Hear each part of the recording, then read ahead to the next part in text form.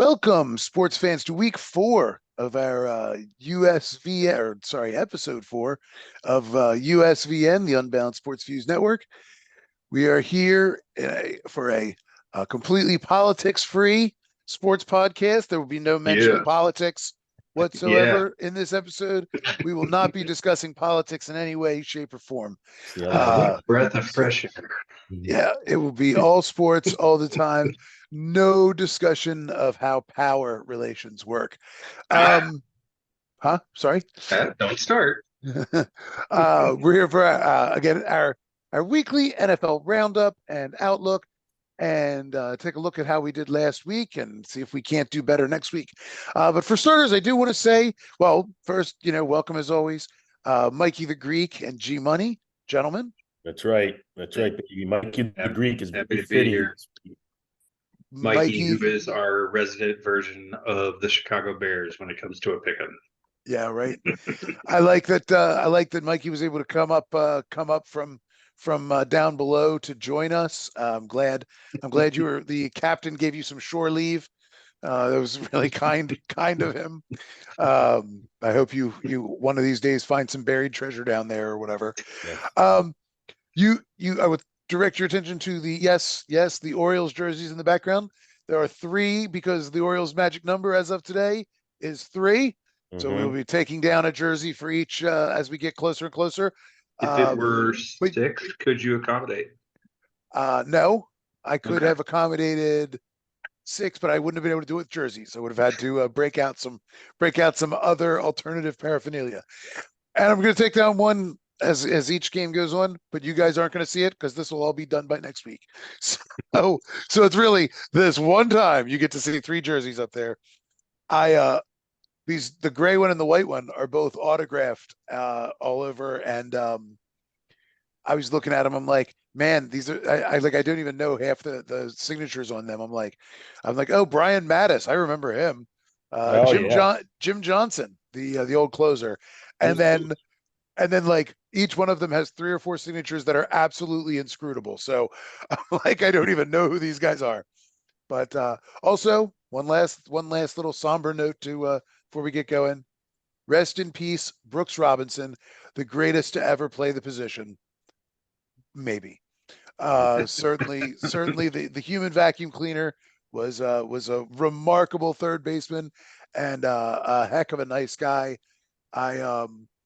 I had one occasion to meet Brooks Robinson out in the wild, as they say. I was pumping gas at the Crown gas station.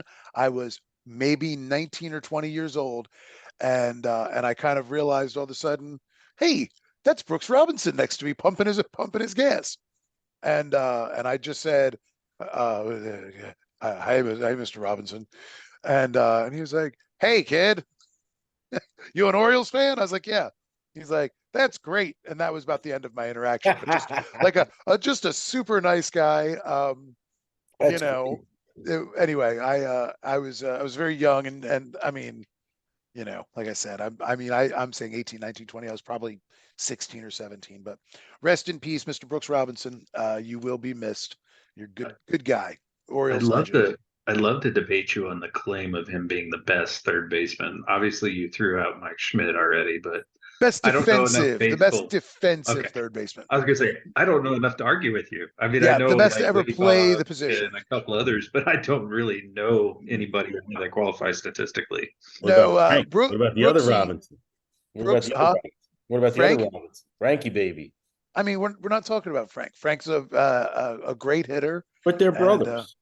They're related. I mean, have we ever seen 2 brothers come up and play third base for the same team and be so great? Have we ever seen that in history? Frank Robinson didn't play third base. Oh, what did he play? He was an outfielder. You sure? Yep. Why do I always imagine him at third base? I can't imagine, because they played on the same team back in those the exact same year. Yeah, they were on the same team back. Have we ever had unbelievable teams in the 60s? Yeah. Have we ever had 2 brothers play on the Orioles together? Except of course. For Cal and Billy. So Ripken and them 2 are the only 2. Ripken. Ripken. No, there was never a third. The old man. I guess he was a part of the team. He was the manager. Yeah, he was the manager. He was the third base coach for years, and then he was the manager, and he Yep. managed Cal at short and Billy at second. And my cousin's wife Robinson's used to date first. Billy. Yes, and then Kevin Costner was in there with all four of them. And that was the mystery power outage at Camden Yards Yep, in '95 when 1995. 1995. And so okay, so Gary, I'm going to give you a little lore. 1995. So that was their first year then at Camden Yards. Sorry, no, not to 96. 1995, 96. Sorry, 96 is 96. their first year, right? No, Camden 92. Yards? But 96 was the 97 was the year Cal broke the record, I think. 97, he broke the record. 96, yeah. Eddie Murray came back to the Orioles and he hit his 500th home run, back on a team that at the time broke the record for the most home runs ever hit by a team. That was the year Brady Anderson led off and hit 50 home runs. He was I remember it. I remember that. Yeah. He was always a kind of a had some muscles, but he was a speed guy, and then all of a sudden he came back and he was big headed and barrel chested and he hit 50 home runs, and then the next year he came back and he was like a normal person again. He hit 20 and he didn't quite look so bulked up, and it's a mystery. I guess we'll never know. You telling me the Baltimore teams have had 2 power outages now in big moments? So no. So okay, so 96, like I said, Cal was, in the heat of his streak, he was going to break in 97. Big deal, of course. Getting close. And Kevin Costner was in town filming For the Love of the Game. And rumors swirled about Kevin Costner and Kelly Ripken being seen in public. And there are stories there, but I'm not trying to go into any libel or slander here. But whatever. And again, take this story with a grain of salt. This is all alleged, but I can tell you my perspective on the story. So whatever. So these rumors are swirling around, and it is what it is. But it's not like making national headlines or anything like that. It's a local story. Well, anyway, one day, I used to sit over there at the. Do you remember there was a bar right there, Mike? There was a sports bar on Light Street. I think it was called the Light Street Exchange or something like that. That was sort of across the street from the light rail station, across from Camden Yards. Mm-hmm. And that little strip of shops or whatever. So there's a little sports bar there. I used to go over there. Scott Erickson used to come in all the time and guest bartend there, and Sidney Ponzone would come in. It was like DMX or something. Yeah. DSX or DSX. Downtown Sports Exchange. Maybe that's what it was. Downtown Sports Exchange. Something like that. Yep. Anyway, so I used to go over there, and I was working. I was bartending at Pizzeria Uno's down at the harbor, and so if I had days, whenever it's before we met. Yeah. So so I would go over there, and if I had an afternoon off, or where I got worked a day shift or something, and it was a night game or whatever, I would a lot of times go over to DSX and I'd sit there and I'd have a couple of drinks and wait until the second inning. When the second inning was over, I'd walk over and I'd buy tickets off a scalper for pennies. I'd get great seats all the time. I went to like 70 games that year, because I would just go and catch 5 innings. I'd go for a couple of innings before I had to work or whatever. Because, as long as I waited after the first, you could always get tickets for cheap. But the Orioles were great then. There were no nationals. So all like the DC Politicos and all that. Oh, sorry. All the DC Politicos and everything used to come up and they'd go to games. So tickets were hard to come by, but it was just like relative to Boston or New York or DC, it was just so cheap to like for a day of entertainment, and the Orioles were exciting. Like they were just like, I mean, that pitching staff had like my God, they shouldn't have, because they seemed like on paper should have been great, but they had like a team starting, like the starting pitchers had like a team ERA of like 5.25 runs a game or something insane, and somehow still managed to like win 98 games or whatever they won. Anyway, but yeah, so I used to go over all the time. So anyway, I remember sitting at DSX one day, and I'm like, again, we're right across the street from Camden Yards, and it's like the game's on TV. They're doing pregame stuff, and then all of a sudden the stadium blacks out on TV, and you go, "What's going on?" I mean, I'm I'm sitting right here across the street. Why is there no power across the street? That's weird. Like this doesn't make a whole lot of sense.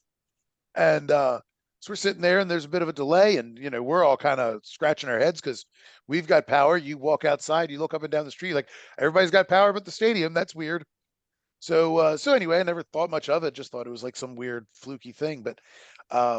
But then a couple years later, or maybe even not even a couple, maybe yeah, 2 years later, I was working at another bar over in Federal Hill, and we used to have a cop that came in all the time, and would sneak a drink on duty, which was always useful because he was always like, "Hey man," he's like, "don't you worry.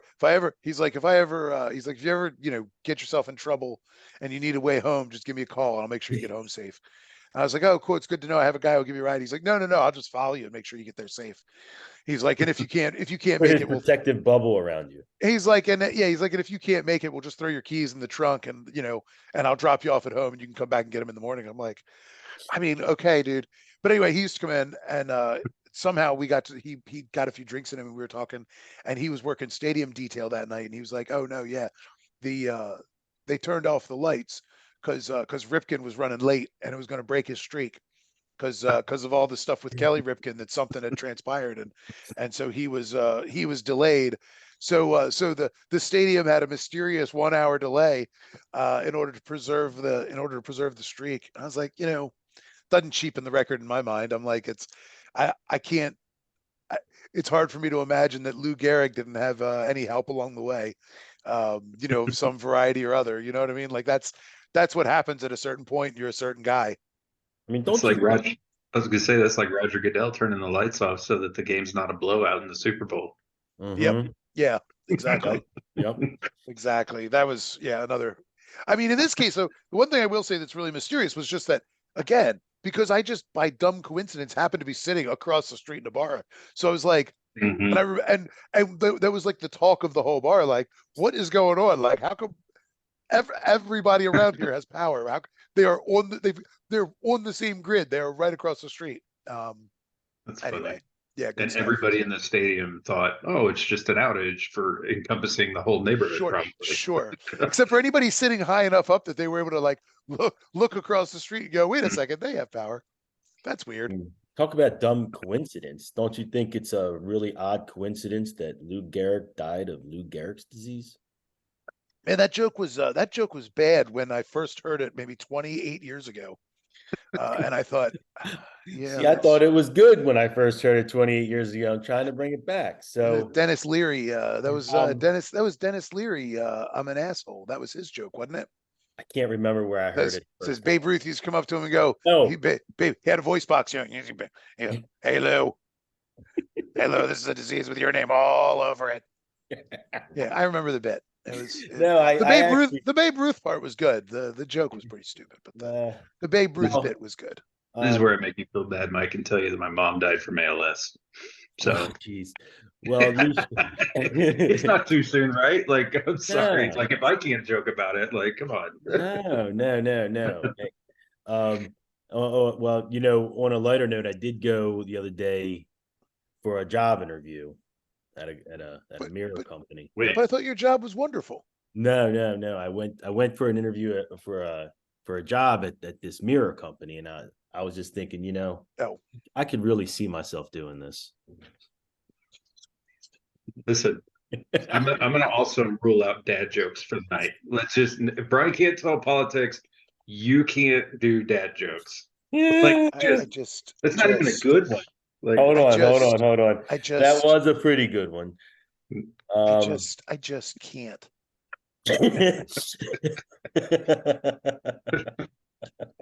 tell Ella all the time I must be odd because I can't even. well, I don't do can't another one. even. Don't do another one.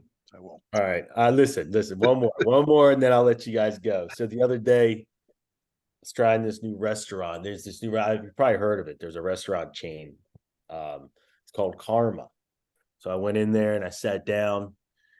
They didn't even give me a menu. They just kind of gave me what I deserved.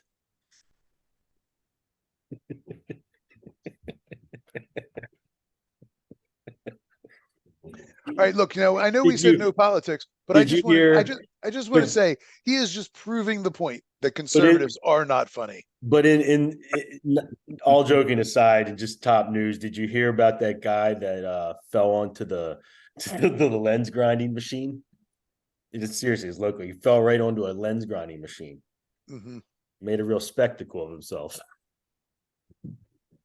The All right, funniest, all right, the funniest all part of right. that joke is how you reacted to it. Good All God, right, man. all right. Moving on. And he thinks he's the talent. That's the funny part. Like Oh, this is the talent, ladies and gentlemen. This guy, he's she's a whiz. Dad Uh, jokes dad jokes. Best of the thing, they're not only just bad dad jokes, but they're bad dad jokes from like 40 years ago. I no, mean, didn't I'm have sorry. dad jokes 40 years ago. I'm sorry. I had to resist the urge when you were like a lens grinding machine. I was like, what's that? It's old. That's how he made a spectacle of himself. Yeah. No, I got that it was old. This joke may have been funny when my grandfather first told it to my 7-year-old mother. You've never heard that joke before. Come on. Okay. And don't act like you're not going to start telling them. oh, I won't. I can Rest, guarantee you rest, that. rest assured, Yeah. your jokes can die with you, my friend. That's fine by me. All right. Well, gentlemen, we had a crazy week in the NFL. That is for sure. Um, since we can't talk about how the Orioles, we can't talk about the Braves' amazing run. We can't talk about all the cool stuff going on in baseball because we have one guy here doesn't believe in baseball. No, sir, don't believe in I it. also have not tormented you with soccer talk, so I'm taking one for the team as well. I mean, Sounds like a this good deal. if we go international, we can do more soccer talk. Um, we're yeah, huge in Japan. Anyway, No more dad jokes. We talked about this. I know, I couldn't.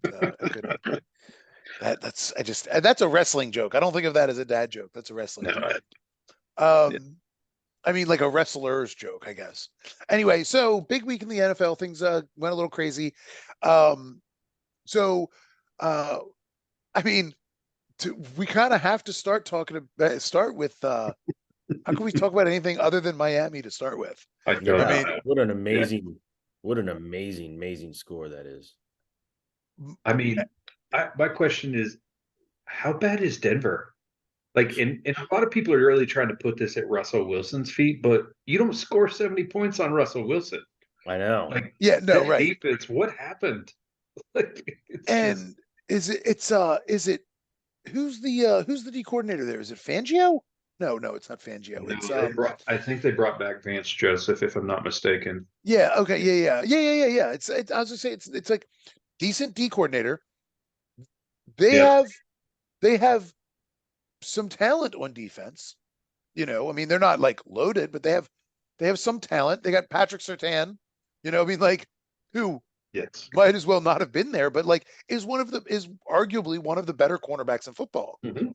Um, again, they are a bit depleted. I mean, obviously, they're down all the talent of the past, in Von Miller and Bradley Chubb and all that. But like They haven't been there in years. Like that's they what I like mean. I mean, that's what I said. They're yeah. down some of the bigger name guys, but they are they on paper seem like a decent defense.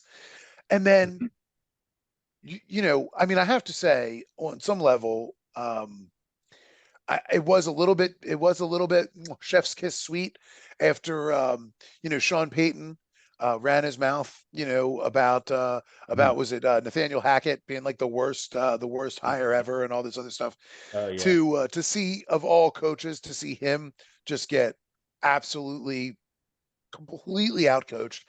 This Oh guy yeah. who's supposed to be an offensive genius just have another team come in and hang a half 100 and a couple more decades on him. Um, Yeah. it was a little bit nice to see. I mean, of all the coaches, and even I thought, just for whatever it's worth, I thought McDaniel, showed. I don't know. Well, actually, let me not say that. what did you guys think about me when they were talking to McDaniel? You know, the record was what, 73 points, and they had plenty of time to do it. Mhm. And he was like, I remember he did the press conference afterwards and was like, very gracious. You know, he was like, well, you know, that's not really what we're all about. We're not trying to do that. You We'll know, only put up read 70. It's no big well, deal. but I mean, but you know, you have an opportunity to blow out the record of all time, and Yeah. he's like, I mean, his whole thing was like, well, look, you know, we did last year. We did all kinds of things, and you saw what regular season records don't mean anything. You know, we're here for the postseason, and da da da. Da. I mean, I think that he sends a really powerful message to his team. I think he says something about the kind of coach he wants to be. I think he treated the Broncos and Peyton with a degree of, I mean, this is going to sound a little funny, but I think he was trying to treat them with a degree of respect. Like, hey, look, you know, this is enough. Mhm. We're gonna take our foot off the gas. You know, not that they couldn't have done that at 50, but I mean, I think there's too much time left in the game, and the way, you know, what are you going to tell a guy like, hey, you know, what is it, Archane? You've broken through the line. Just go down. Like, you can't do that. Not in the third quarter or whatever. So, I mean, I do kind of get it. I mean, Well, and their you know, last scoring play was a pass to a guy that I didn't even know his name. Like, or one of the last two. I'm like, who the hell is Robbie Chosen? right, And then right, I'm right, like, right. oh, that's Robbie Anderson. I know who that is. Like it was like, but it was the Mike White throwing the touchdown. So it wasn't Sure. like you still had Tua in there going nuts. Right. I mean, and that's the thing too. Like you send in a backup, you want them to get some reps, you want to get a little feel Mhm. for the game. I mean, you know, and you have few opportunities like that where you're not sending him in with the hope that they might be able to get back into the game, or they're just going in there to run it up the middle a couple of times and run out of clock. You know, where you have an opportunity to actually do a little something to get them a little bit familiar with. So I mean, I get that too. Mhm. But yeah, I mean, I thought it showed a degree of I hate to use the word class because it's overused and has become almost meaningless, but it really was a kind of, you know, Mhm. um You gave the well, right answer for sure. and McDaniel's an interesting guy because he's like soft spoken. He sort of sounded very sincere and kind in his assessments and all that. And it really was a stark contrast watching his press conference, excuse me, and Peyton's, where Peyton was snippy and shitty and just sounded like a dick the whole time, which is how he always sounds. But like, you know, it's a real it was a real interesting juxtaposition. Where did Peyton come out of? Did he come out of Parcells, the Parcells coaching tree? Yeah, I think you did. Yeah, And obviously last year he was commentating, so yeah, yeah, he yeah. So wasn't coaching. I think he came out of the Parcells tree, Think and so. McDaniel is out of Shanahan's. Yeah, I think Is that so. right? Yeah, I mean he was a boy for the Broncos back in the day. I know he grew up a So Broncos fan and all that. I know that. Um, you know, he really showed it Sunday. yeah, I love you but I heard guys. Yeah. I'm not an apologist for Bill Belichick by any means, but he did make a statement once when they did that to Tennessee one year. I don't remember it was like 63-10 or something crazy Sure. like that. And he's like, listen, there are professional athletes on the other side of that field, and they Yeah. are being paid to stop me. I am not taking it easy on them, and to the same point you were making, it's some of this is practicing things that maybe you don't get an opportunity to do otherwise. Sure. Sure. And why not? You know what I mean? Like, why not take Sure. those big moments and try it out? Yeah, absolutely. Hi, Don. No, 100%. Um, but yeah, I thought it was worth mentioning the not just the game, but the press conference, because I don't know, I found it kind of interesting the way you know, Sean Payton is part of this kind of old guard of coaches who are more in the Belichick tradition, the Mhm. more military style, disciplinarian kind of. I mean, Payton, I think, seems to be a little bit more player friendly, but he's certainly, you know, is a much more militant guy than Mike McDaniel seems to be. For sure. And Belichick came out of the Parcells tree too, didn't he? Yeah, he came out of Parcells. So, you know, that all kind of makes sense.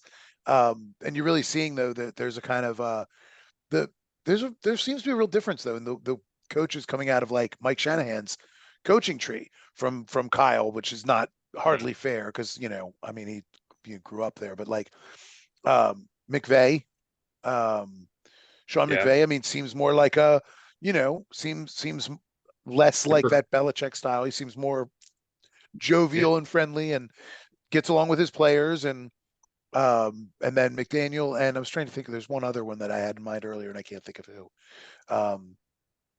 Anyway, I would love to just play for Andy Reid. I would play for Andy Reid my whole career. I think he'd be the funnest coach to play for. Isn't the guy in Green Bay? Isn't he the other one? Oh yeah, maybe. I'm blanking on his name right now. Yeah, I can't think of it either. Okay. So okay, aside from press conferences and everything else, can anybody stop the Dolphins offense? Well, I mean, the Patriots did it the week before. We got the Bills coming up. They won them 24-17 the week before. And I know. You're right. They play the Bills this week, so this would be a good one coming up. I think the Bills are going to beat them this week. Ooh. Interesting. Yeah, no, I mean, it just seemed like, I guess some of the thing, when they played the Patriots, when that game, it was rainy and nasty weather, right? Yeah. And then, I mean, I guess my thing is, I didn't watch a ton of that Dolphins game. I flipped over for a little bit when it was like, well, I got to see some of this. But one of the plays I did see was it was a running play where it went to Archain. They had Mostert lined up. Sorry, yeah, they had Archain lined up as if he was going to like run a route, and they had Mostert in there as well, and they did like a double movement, and basically nobody was on Archain at all because they essentially didn't they defended him like he was about to run a route. I said route last time, but he was about to run a route. And he came around and he got the handoff, and Mostert was up the field blocking for him. And it was one huge play. I've never seen anything quite like it, which is why I'm struggling to describe it, because it was like, I've never seen, I mean, I've seen lots of creative ways to put guys in motion in order to, sort of fake somebody out in order to get, put the ball in somebody's hand. You're not expecting whatever else. I've just never seen anything quite like it, where it was so effective that, I mean, you've got this running back who just does not have doesn't have anybody on him after everything that he did. It was crazy. It was just crazy. Yep. It's a team full of track stars too. Like that doesn't hurt. I mean, Mostert is stronger than people realize, but he still runs like a 4.3 or something he's like fast. that. And Archain was a track star. Yeah. I mean, yeah. Well, I mean, McDaniels has figured out nobody can touch anybody when they're, running out for a pass. So why not just put a bunch of track stars that can catch? Yeah. And like I said last week, I mean, and Tua's got one of the quickest releases I've ever seen. And so, that's just, you can't get to him. And that offensive line has improved over last year. Yeah, but when Tua gets rid of the ball so fast, it's they don't have to be good. You're right. Yeah, I mean, when you can get rid of the ball that fast, and you've got four guys that can get 15 yards down the field before a defender could even dream of touching him, it's insane. It's just an insane situation. Well, did you guys hear that Tua took jiu-jitsu in the off season? And it's one of because obviously we all know about the concussion problem he had and the injury issues, but part of the reason he did it is because it's teaching him how to fall differently. So it actually is protecting him in a different way. I heard that on the show. Actually, he was talking about it, and I thought that was interesting. Yeah, that makes sense. Mike, we've drowned you out. Any commentary other than wow? No. I mean, other than he should take some ninjutsu or whatever to learn how to fight. It's obviously been helping him. Yeah, for sure. So for you, Mike, then the question is this: which is the game of the week, the Bills and Dolphins or the Broncos and Bears?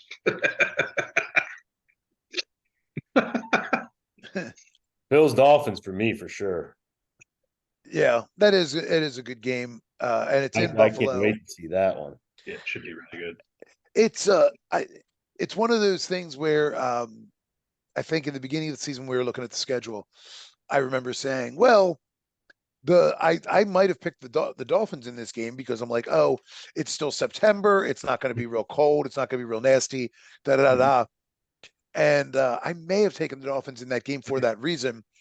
But I have Sounds to right. say, I am now really sorry that it's in September and we don't get to see how this team would perform in Buffalo in like late November, early December, just to get a sense of what they can do, what they look Mhm. like Yeah, in more challenging weather. sure. And Buffalo is probably the most challenging place to play, other than Green Bay, maybe. Yeah, But deep into the winter. Yeah. Yeah, but think about it. Think about it though. To the point you made, they're getting the ball to these guys not far from the line of scrimmage. It's not like they're throwing the ball 60 yards downfield. They're throwing it with 10 to 15. That sure. works in cold just as effectively as it does, Yeah, but not when in your footing's no good. no, you're right. Not as fast, but you probably have some openings. Right. Not as fast and against a team that's used to playing on, frozen Mhm. grass. You know what I mean? Like that, what does that look like as opposed to this where, I don't know. I mean, the I am a bit reticent to choose to say, oh, they're going to go 4-0, but I'm not sure the Bills don't look to me like a team. I'm not sure that the Bills can beat this team. I don't know if they can stop them, but I don't know. Road games are tough. And Hmm. how about even then, the Dolphins are already 3-0. They've only played one home game. If Hmm. they could come back from this, if they do win, Mhm. and come back 4-0 with 3 road games under their belt, I mean, my God, they're going to be. Yeah. I mean, it's almost Yep. a shoe in to win the East at that point. You would think it would be hard to catch up. It would be hard to catch them. Yep. So, If they keep um, this, they're going to be hard to. It's going to be hard for anybody to catch them in the conference too, yeah. because they're really the only team in the AFC that's right now looks heads and tails above everybody. Like everybody else kind of has this, right? But right now Yeah. they don't look like they have one. Well, Mike, what were you gonna say? I agreed when I said, yeah, you're right. The only thing I would say is this, and this is something that you can't really quantify or measure in any way, but every year, as long as I've watched football, you have teams. Every good team gets hot for some period of time Hmm. and are firing on all cylinders. And For sure. you always hope that your team starts firing on all cylinders at the right time. Do it too early, and things go bad for you. Hmm. Obviously do it too late, and I mean it's like think about that Giants team that beat the undefeated Patriots in the Super Bowl. They were not by any means the best team in the NFC, but boy, they sure did get hot at the right time. Hmm. Yep. You know, That's and Absolutely. and rarely the case. and I mean got a little luck along the way, but that's what happens when you get hot. You know, the Dolphins are going to have a game where Tyreek drops 3 passes. I mean, they're going to have a game where Mostert fumbles, badly at like his own 7 or something. They're going to have those games, Mhm. where Tua can't get out of his own way. Um, do those games happen in December? Do they happen in January? Or do they, I mean, like when does that happen and how do they respond to that? That's the What if they break the 72 record of going undefeated and the Dolphins then hold the only 2 undefeated teams? That would be pretty cool. Yeah, sure, sure, maybe. I would be on back on the Dolphin bandwagon because that was my team In before the 72. Oh, here it comes. from 72 to 74 and then again Wait, wait, from wait. How were they your team in 72? I'm just before my time, brother. That's that's what I mean. Like they could have been your team in 72. I was in You my weren't. daddy's sack, and I was so happy about the fact that the Dolphins won all of their games. I mean, Here, I was that's I was I was in there banging on those nut walls. Ew, he was like Let 14. me out. Listen.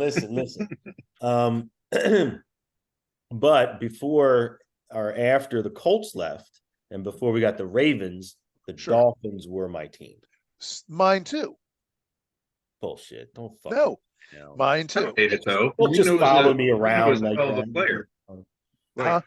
Marino is a hell of a I player. love them because of the greatest quarterback of all time, still Whoa. today, Dan Marino. I mean, I wouldn't go that Favorite far, but coach. I did love them for Marino. Same exact thing. And in fact, I Goat. actually have a photo at my in-laws' house of Mhm. Carla and I with Santa Claus. Is we were dating, and I came down and met the family in Savannah and all that stuff. And I am wearing a Dolphins hat, Yeah, and that would have been after the Ravens Super Bowl. wonderful. I have a Because picture. I maintained dual loyalty until Marino retired. I worked for Dan Marino in Fort Lauderdale when I lived there. I I worked for mean, Dan Marino's I'm Town Tavern. I used to see that man all the time with his security and everything. uh-huh. Be too close to him, but he was Isotoner gloves. I think he loves those. Icer toner gloves. I'll never forget it, man. I love that man. He Mhm. was a stud. Dan the man. Dan Yeah, the man. I think that's funny that we both were yeah, I mean, because everybody in my in around all be went, if they continued to watch football, they all then rooted for Washington because those became the games you got on TV. Mhm. Because they're just down the road. So I kind of rooted for the Eagles, and then but I really liked the Dolphins. But the Eagles were just because they played Washington twice a year, Mhm. and my father used to say to me, you know, Washington and the Colts used to be rivals. He's like, I don't know how these guys that were Colts fans just overnight became Washington fans. He's like, they hated each other.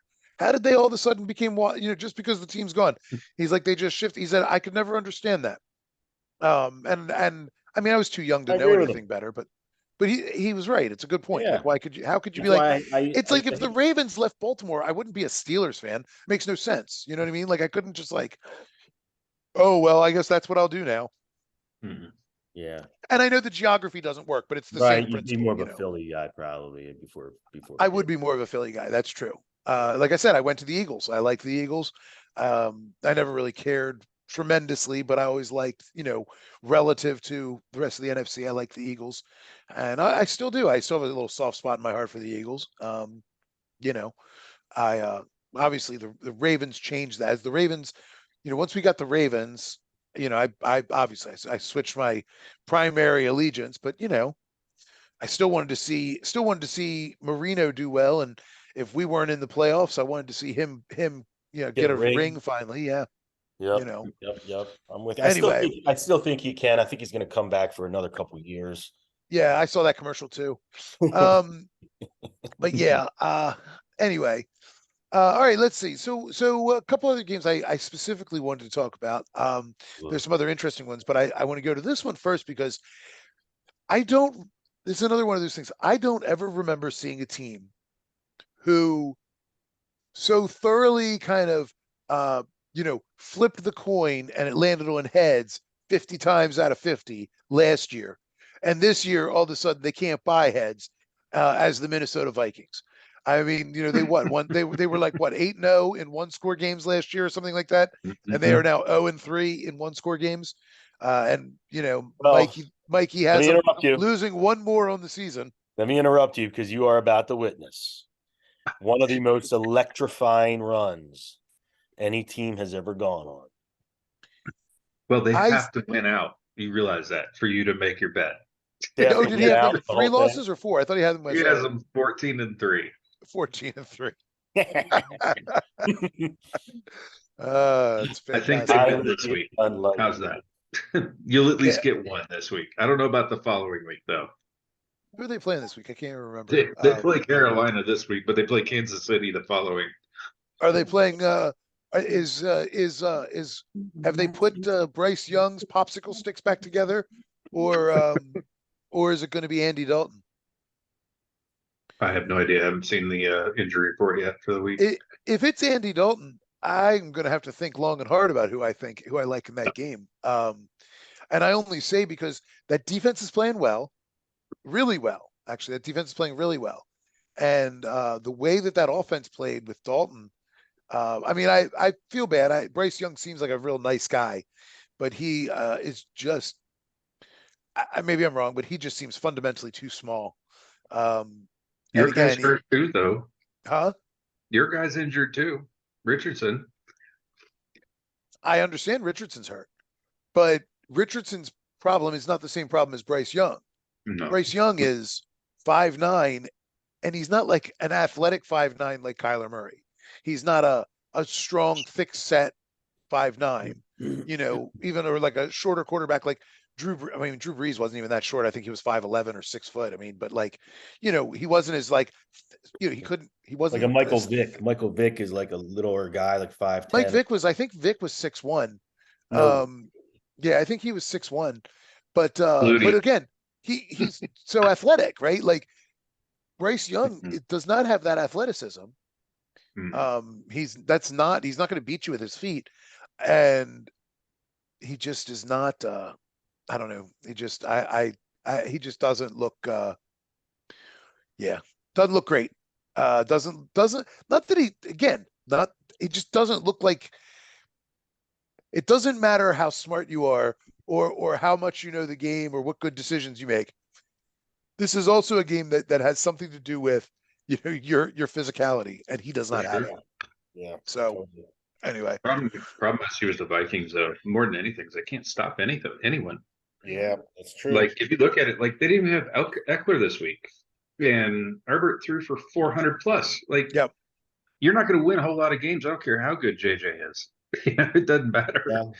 yeah. unless you put him on defense, too. I no agree. I was gonna say, and then who do they have? The Chargers have. I mean, I know they lost Mike Williams, and that really stinks. But They play Vegas this week. what was what's the rookie? Quentin Johnson? Quentin I'm not yeah, sure. Quentin Johnson. Quentin Johnson. There was their first round draft pick. So they've got him, and then some other guy that seemed decent. I don't know about Quentin Johnson. He hasn't looked good yet this year, Who's but the guy who's like literally blowing up every week? who's Keenan the other Allen. guy? Oh no. I know Keenan Allen. I meant replacing Mike Williams. What is the guy's name? I I feel like they swap know. those guys out every year, so that's why I don't really know. Yeah, it's Joshua Joshua Joshua Jackson, Joshua Palmer maybe. You Donald Parham? Huh? Is that you're thinking of Parham? He's the tight end. No. I think no. I know Parham. He's the which is he's an interesting case too because he's like I mean he only catches touchdowns. Yeah, he caught 2 passes for 4 yards and 2 touchdowns this Yeah, he weekend. only and he caught didn't he catch 2 touchdowns last week too or 1 touchdown last week and one the week Something before. like that, yeah. And he's got like 9 catches for 15 yards and 4 touchdowns or something on the season. Yeah, right. It's Josh Palmer. That's who you're thinking of. Palmer, yeah. And well, Everett is sort of the unseen man down in the red zone, which is weird. I I know. mean, He not that he, between the 20s, it seems like for him. yeah, and I mean, not that he's ever been like a spectacular tight end, but he's always been, slightly better than average. Um, Yep. anyway, so yeah, I think I like that game. So it was good to see the Chargers finally get a win. That's another team that has been a bit baffling to me because it's like you've got a defensive minded coach, and then their defense can't stop anybody. Yeah. But they figured out how to stop the Vikings when it mattered. And Kirk Cousins continues to. I find him again another one who's just absolutely. He's just inscrutable to me. Like he's a guy who can make some throws, and you're just like, man, he makes some really good throws, whatever. But then he just still has some of the most bafflingly terrible decisions that just seem to emerge with regularity. I think he's underrated overall. I really do.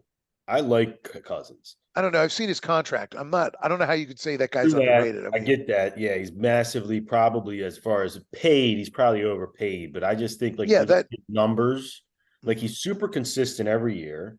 He puts Mhm. up good numbers. He really does. The year in, year out, he puts up really good numbers. sure. I understand your point, Brian, but the counterpoint I'm going to make is I'm going to use it as a comparison to Lamar. The whole reason why Lamar is looked down upon is because Lamar always had to do too much because he didn't have the talent around him. Right. Kirk Cousins doesn't have that problem. He's got loads of talent around him, but he's got no defense to complement that offense, which means they're constantly having to sling the ball to try and even keep up with the other team. And inevitably, on a long enough timeline, you're going to make those mistakes. I Sure. really hope the Jets trade for him Mm. or something like. I want to see what happens when you actually legit defense because he's never had a defense on the other side of the ball. Minnesota's not known for that. Yeah, no, he had So a is pretty good Washington. defense in Washington.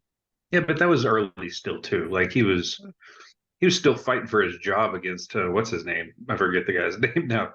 Clearly, Yeah. Mr. Irrelevant now, but Oh God, yeah. Heineke, no, it was Taylor before him. Heineke. Yeah. It was before that. Mm. Mm. I'll look it up. I don't remember who it was. Oh, when they took the kid from Ohio State. Mm-hmm. Yeah. The one that passed away Good Lord, you gotta make it morbid today, don't you? in Did he Miami. die? Well, he was playing for the Steelers when he died. The guy he was The- drafted by the Skins The first round draft pick for the. from No, Ohio no, no, State. no, no, no, no. That's not far enough back. You're talking about the kid out of Ohio State that just died this last offseason. Oh yeah. You guys, Sheesh. Oh, he beat out RG3 is who he beat out. That's who it was. Oh, there you go. Okay. Like I'm going back to the Washington days, right? Not like Yeah. And before I was he trying to got remember paid. because they drafted. Remember they drafted a first round quarterback, and then that's why they let Cousins go. Yep. But I can't even remember who that guy was. He never panned out, and I can't even remember. You're who it thinking was. of Haskins. I think he's thinking of Dwayne Haskins. Dwayne Haskins. Yeah, that's who I was. He thinking. wasn't a first round pick, was he? He was more. He was like a second round pick or something, wasn't he? He's an Ohio State quarterback, so it doesn't matter. Hey, so I'm sorry, ahead. CJ Stroud. Tell me how Stroud had one good game. Look at the talent that he has on that team. That's one more than a lot of those Ohio State quarterbacks have had. I tell you that. I'm sorry, but look at the talent that he has on that team, which is lacking, severely lacking. They're just young. I mean, Nico Collins is young. Tank Dell's a rookie. Sure. Their running back that he was a stud last year. He came out of nowhere. That that was a rookie like that. Yeah, Pierce. Thank you. And they went and got Dalton Schultz this offseason as kind of a like veteran leader. They've got to pull it together. They have the offensive line is porous. The defense is playing above their heads. Mm-hmm. What I'm saying they played good against us too, though. I think D'Amico Ryans is a tremendous coach. Mm-hmm. I agree. And I think that he is getting a lot more out of those players than they are on paper capable of. I mean, I know that doesn't mean anything, but Belichick did that for years. You'd see guys leave that defense and go somewhere else, and you're like, oh, he's pretty mid. You know what I mean? Like he was a stud on the Patriots defense.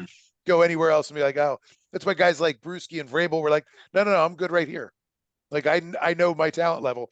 If I say here, people will think I'm, possibly a Hall of Famer, but certainly a top tier all pro, kind of guy.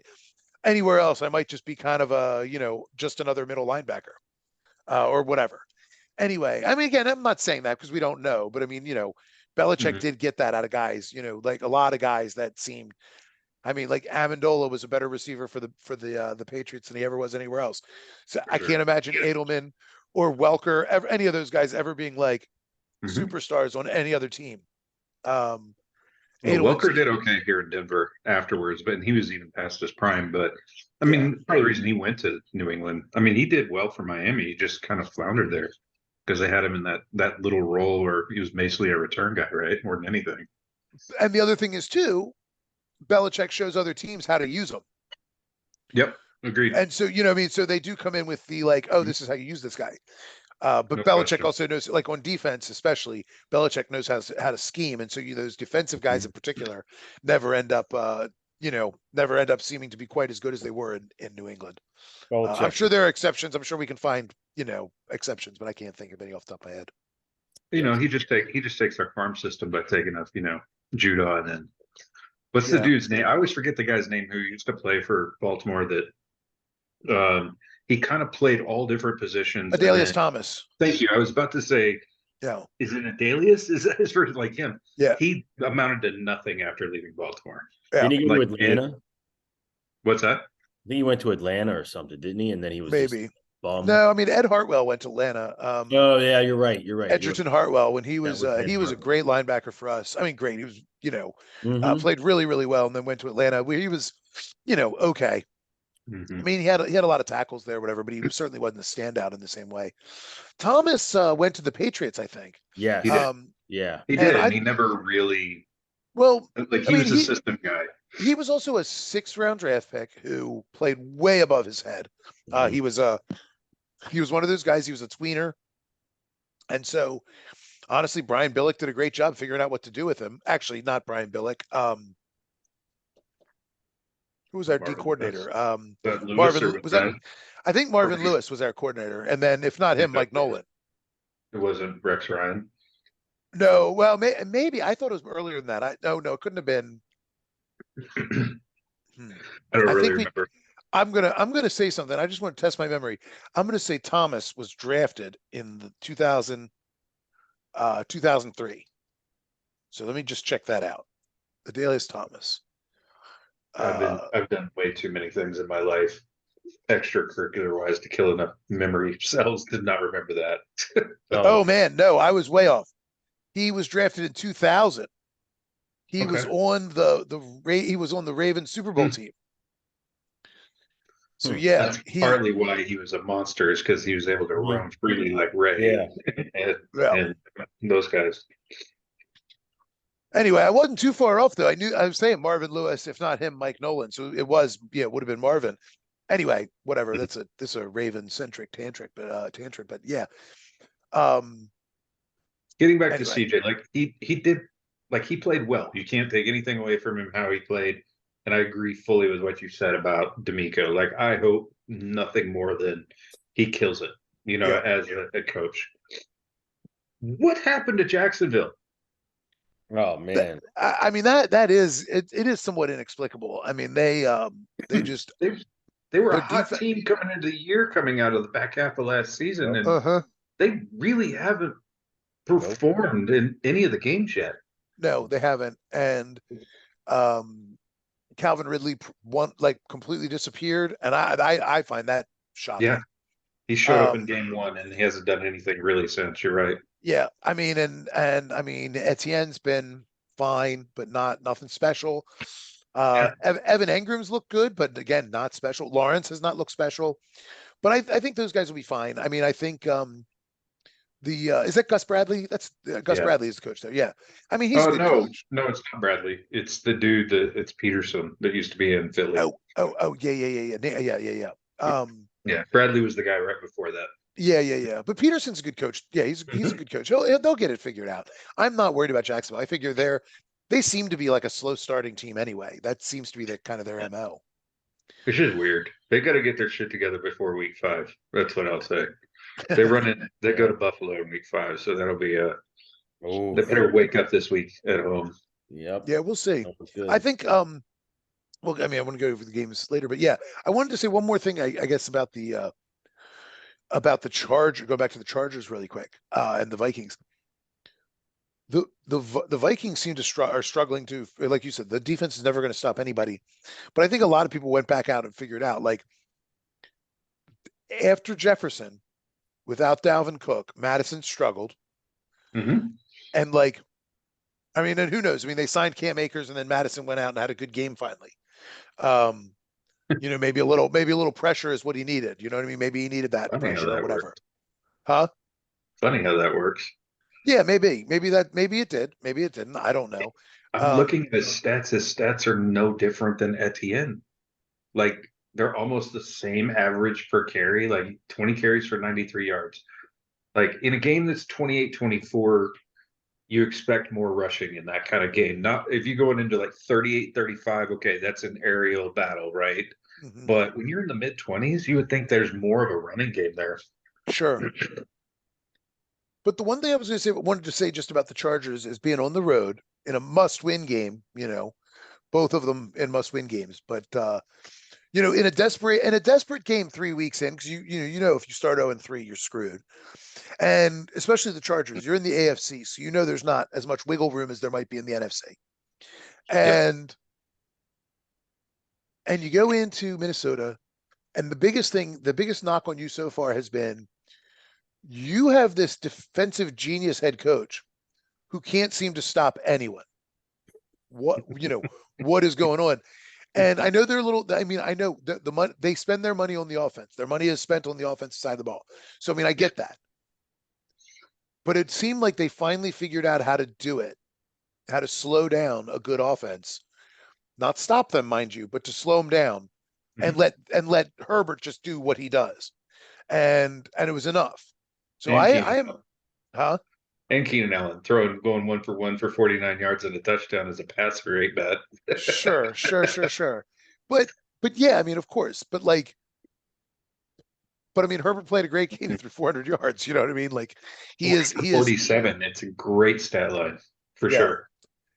So anyway, I am hopeful that the Chargers will build off of this and right the ship because I really like the Chargers. I think it's a very good team. I don't think they're not built for any long playoff runs or anything because that defense is just too shreddable. But I do think that they would be really a fun team to see in the playoffs. They're the only Chargers. team in that division that can give Kansas City any I was just trouble. gonna say Yeah.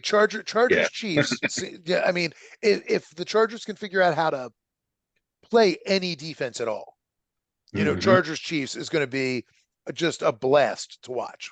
Hmm. Yeah. And it's the last game of the season. Yeah. Of course. All right. So one other, well, there's two other particular games I want to talk about, but like one where I'm just going to have to come out and say, okay, so I was way wrong Yeah. about the Chicago Bears. They Worst. look like I thought the Cardinals were the worst team in football. The Bears are. I'm not sure if they're trying to tank it. I don't know if they're. I don't know if they're in the Caleb Williams sweepstakes and they're trying to be. Justin Fields. I Trust me, I know he's on my fantasy teams. well, I've had a chance to watch him now a little bit more closely. It's not good. He he. I'm watching three open receivers and he doesn't see any of them. I mean, he just does. It's I don't know what he and then he throws his yes, and then he throws his coach. The coach is under the bus, saying like, well, Yeah. they've got me playing too robotic out there or whatever else. I mean, okay, maybe that's true. Maybe you're feeling that way or whatever. I They've mean, I got get it, weapons too. huh? Like they have weapons on that team. They added the weapon. They added. I mean, they look. They are. They got DJ Moore locked up. They got Hmm. Cole Kmet locked up. Khalil Herbert I think, is a good running back. Hmm. Um, and then who's the guy behind Herbert? They, So they went and picked him up this offseason. anyway, but he's Yeah, they've I got probably they've got don't know the Bears roster that I well. can't think of, but they've got solid players at the skill positions. Hmm. The O line doesn't look great, but it's not like abysmal. I mean, I was looking at the ESPN's like advanced stats this week, Hmm. and Justin Fields in a clean pocket without pressure missed 25% of his throws. Was off target on 25% of his throws. It's the highest number in that scenario in years and years and years and years and years. Like he missed one out of every four throws in a clean pocket without pressure. That is unbelievable. And I'm sorry, I watched him last year and he was better than that. He was better than that. Now, I mean, a lot of that was because of his scrambling, and running, and there was a lot more. I mean, a lot more improvisation, and all that stuff. Um, but my God, if you, I mean, it's yeah. So I think the verdict might be in on Justin Fields, and I think the Bears might know it, and they're just going to ride out the season. And this is year 3 for Fields. That's why I was high on the Bears because I thought I saw signs last year that he seemed to be improving. What he needed was an outlet, and DJ Moore is that. He's Yep. Well, Kyler Murray. there's two quarterbacks that are permanently going to be on the holding the clipboard, and that's him and Wilson from the Jets after that start. He'll never again But be a starter. I'll tell you one. Okay, I will say, like I said, the biggest problem with Zach Wilson is I have never in my life seen a quarterback whose instinct is to scramble away from pressure backwards. I've never seen anybody who like turns and runs backwards to get out of pressure. It is uncanny. Although I'm going to say I've never seen that until Deshaun Watson threw the worst pass in like that a professional quarterback has ever thrown in the NFL. Did you see that, Mike? I did not. I assume you saw it, Care. Oh yeah. Well, Mike, I'm all out on Watson. You know that now. Like, you have got to see Deshaun Watson scrambling, getting in trouble, and he gets in trouble, and he turns towards his own end zone and throws a pass in the vague general direction of a running back that is sort of there, but it's not really a good pass, which is mishandled and fallen on, fumbled and fallen on. But he threw a forward pass backwards, Yeah. straight backwards, not a Right. lateral, not a like. Right. I've never and seen anything like it.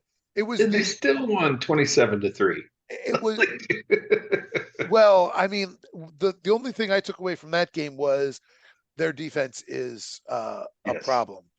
Their I think defense we is talked about it last week. I did Yeah. not realize they picked up Jim Schwartz in the offseason. And that defense has always been on the cusp of being really good. And you throw him on top of that, and yeah, that he's good. defense is going to be, it's a fun defense to watch. Yeah, he's an excellent coach. Yeah, that defense is going to be a problem for everybody. Mhm. And Watson, Watson can still make some throws and everything else. He's just, man. I mean, when I saw that backwards pass, I was like, oh yeah, he's cooked. He's just absolutely cooked. Um, I mean, I wouldn't be surprised if he still has a game here or there in the season that are incredible, but he is cooked. I mean, his decision making is, gone. Mm-hmm. Or I maybe would it was take him- always that way, huh? I'll take him as a backup to Lamar. Like, if you can have the coaching staff yeah. spend some time No doubt. working with him, Well, like, In Yeah, a sure. minute. I take that in a minute. Well, I think that's the problem with Justin Fields is that what's his name, Eberflus or whatever. This is not an inspiring coach, and mhm. I mean, I think a good coach could get Justin Fields. Could maybe get him to like make those reads. Who could maybe get him to like loosen up and actually like not go through his progression so robotically to scan the whole field. Because yeah, he has tunnel vision, but like that can be coached out. Mhm. I mean, not necessarily with him. This is the problem with Zach Wilson. His instincts are so bad. Yeah. He has the arm strength. He's got an elite arm. There's no question about that. So do I, but I'm not in the NFL, right? So, I mean, Yeah, but I your don't know if elite you've ever arm is seen only me really throw good a at football. this. Well, it is. What do you mean, rolling dice? Is that what You're a you're going to do? world class dice roller. That's me rolling dice at the craps table. I like. Yeah. That. Elite. Elite. Yeah. Love So Can no, we- I mean, but no, Wilson has an elite arm, but Mhm. but he's got a head full of marbles. it. Mhm. And I mean, he's just, yeah, I mean, I don't know. He's just that doesn't seem to have a very Not a good good team for him. Not a good team for him. Not a Well, good bad team for him, but and he's another one though that he's not getting coached up. But I'm not sure you can coach Zach Wilson into being a good quarterback. I don't know that you can. Because his instincts are bad. Mhm. I don't know that Justin Fields' instincts are bad. You can't coach instincts, but you can coach up things like, you can coach out things like tunnel vision. You can coach in, scanning the field. You can coach those things up. You can't coach up arm talent. It's there or it's not. You can't coach up instincts. It's there or it's not. And Wilson has the Ryan Leaf syndrome. Great arm talent, head full of marbles. You know what I mean? And it's like you can't do anything with that. What are you going to do with it? I mean, he'll end up the Jets he'll hold the clipboard for the Jets and then they'll let him go, and somebody else will take a shot on him as a backup because they're like, hey, look at his arm, because Kyle Bowler, like, look at that arm, man, it's so exciting.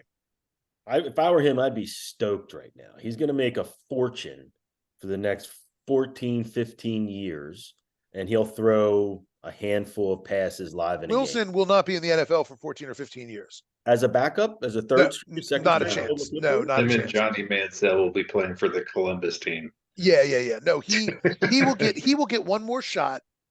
He'll probably get a 1-year deal somewhere, and then maybe he'll get one more year after that. But unless He something, might not make the roster though. he might not. No, right. Yeah. I don't know, man. I've seen some names getting thrown out there from some of these teams. but Although but some that's teams the don't okay. Go even ahead. have anymore. Like no one even has a third quarterback, I don't think anymore, do they? Some teams do, but yeah. I mean, Only like last night with Burrow, right? They activated that third string guy off their practice squad only because well he's coming in gimpy, right? So mhm. it was kind of but you're right, most of the time they only have two, which is why we saw it happen last year with the Eagles and Niners in the NFC Championship game. Yeah, with Yep. Purdy. Like they didn't have anybody else. Like they had the guy come in and then get hurt right afterwards. So it's Right. like, now what? We Yeah. stick in a quarterback with no arm. So, Right. Well, so that the thing, Mike, you're saying like there are these you see quarterbacks, guys you'd never heard of and everything else, but that's the thing. When teams, I mean that teams draft these guys in the 6th, 7th round, what was that? What was that? We had that backup quarterback for the Ravens that one year. He was a practice squad guy. He was a guy we drafted in like the 6th, 7th round, Keith Wenning or something like that. Who I mean, again, I know I'm digging deep. It was Keith Wenning or something. He was like a D2 guy. Yeah. He's like a D2 guy or something like that. But he came out. I watched him, I watched him I watched him at training camp and I watched him, in preseason come out and get some snaps. And I'm like, hey, yeah, this guy is not a guy I ever want leading my NFL, my team. But he has those skills that if he had to come in the 4th quarter to lead one drive or whatever, I feel like he could do that. Does he have a lead arm strength? No, not at all. But they're not going to make him make those throws. Yeah. They're gonna have, but he seems competent under center. Yeah. He seems like he can hand the ball off. He seems like he could make, he could reliably make 10, 15-yard throws, to, a slant receiver. He could do those things. He can throw a screen. He looks like he could do all that stuff. That's like Colt McCoy. But here's the thing. Keith Wenning is never going to be have the expectation of a 1st-round draft pick putting pressure on your starting quarterback, making them feel like you don't trust them because you brought in this former 1st-rounder. He's never going to command the kind of salary that even a Zach Wilson is going to command as a backup. You know what? I don't think Zach is going to command that. I mean, I think over time you'll see Zach, like he's going to go more. He's probably, is Flacco still in the league? Flacco right now, he's looking, he's not playing for anybody. He's looking like, man, Flacco. Look at what Flacco is twice the quarterback. Oh, Flacco would be a great. I agree with you. And here's another interesting stat I saw. Flacco, if Flacco were on the Jets right now, he'd start. I mean, based on just talent. No question. I'm not sure Carson Wentz is worse at this point. No, he's not. He's a wild card, but he just knows how to sling the ball. I saw the other day, which was super interesting. Speaking of Flacco, now who would you guys think had a better career if I just asked you? Joe Flacco or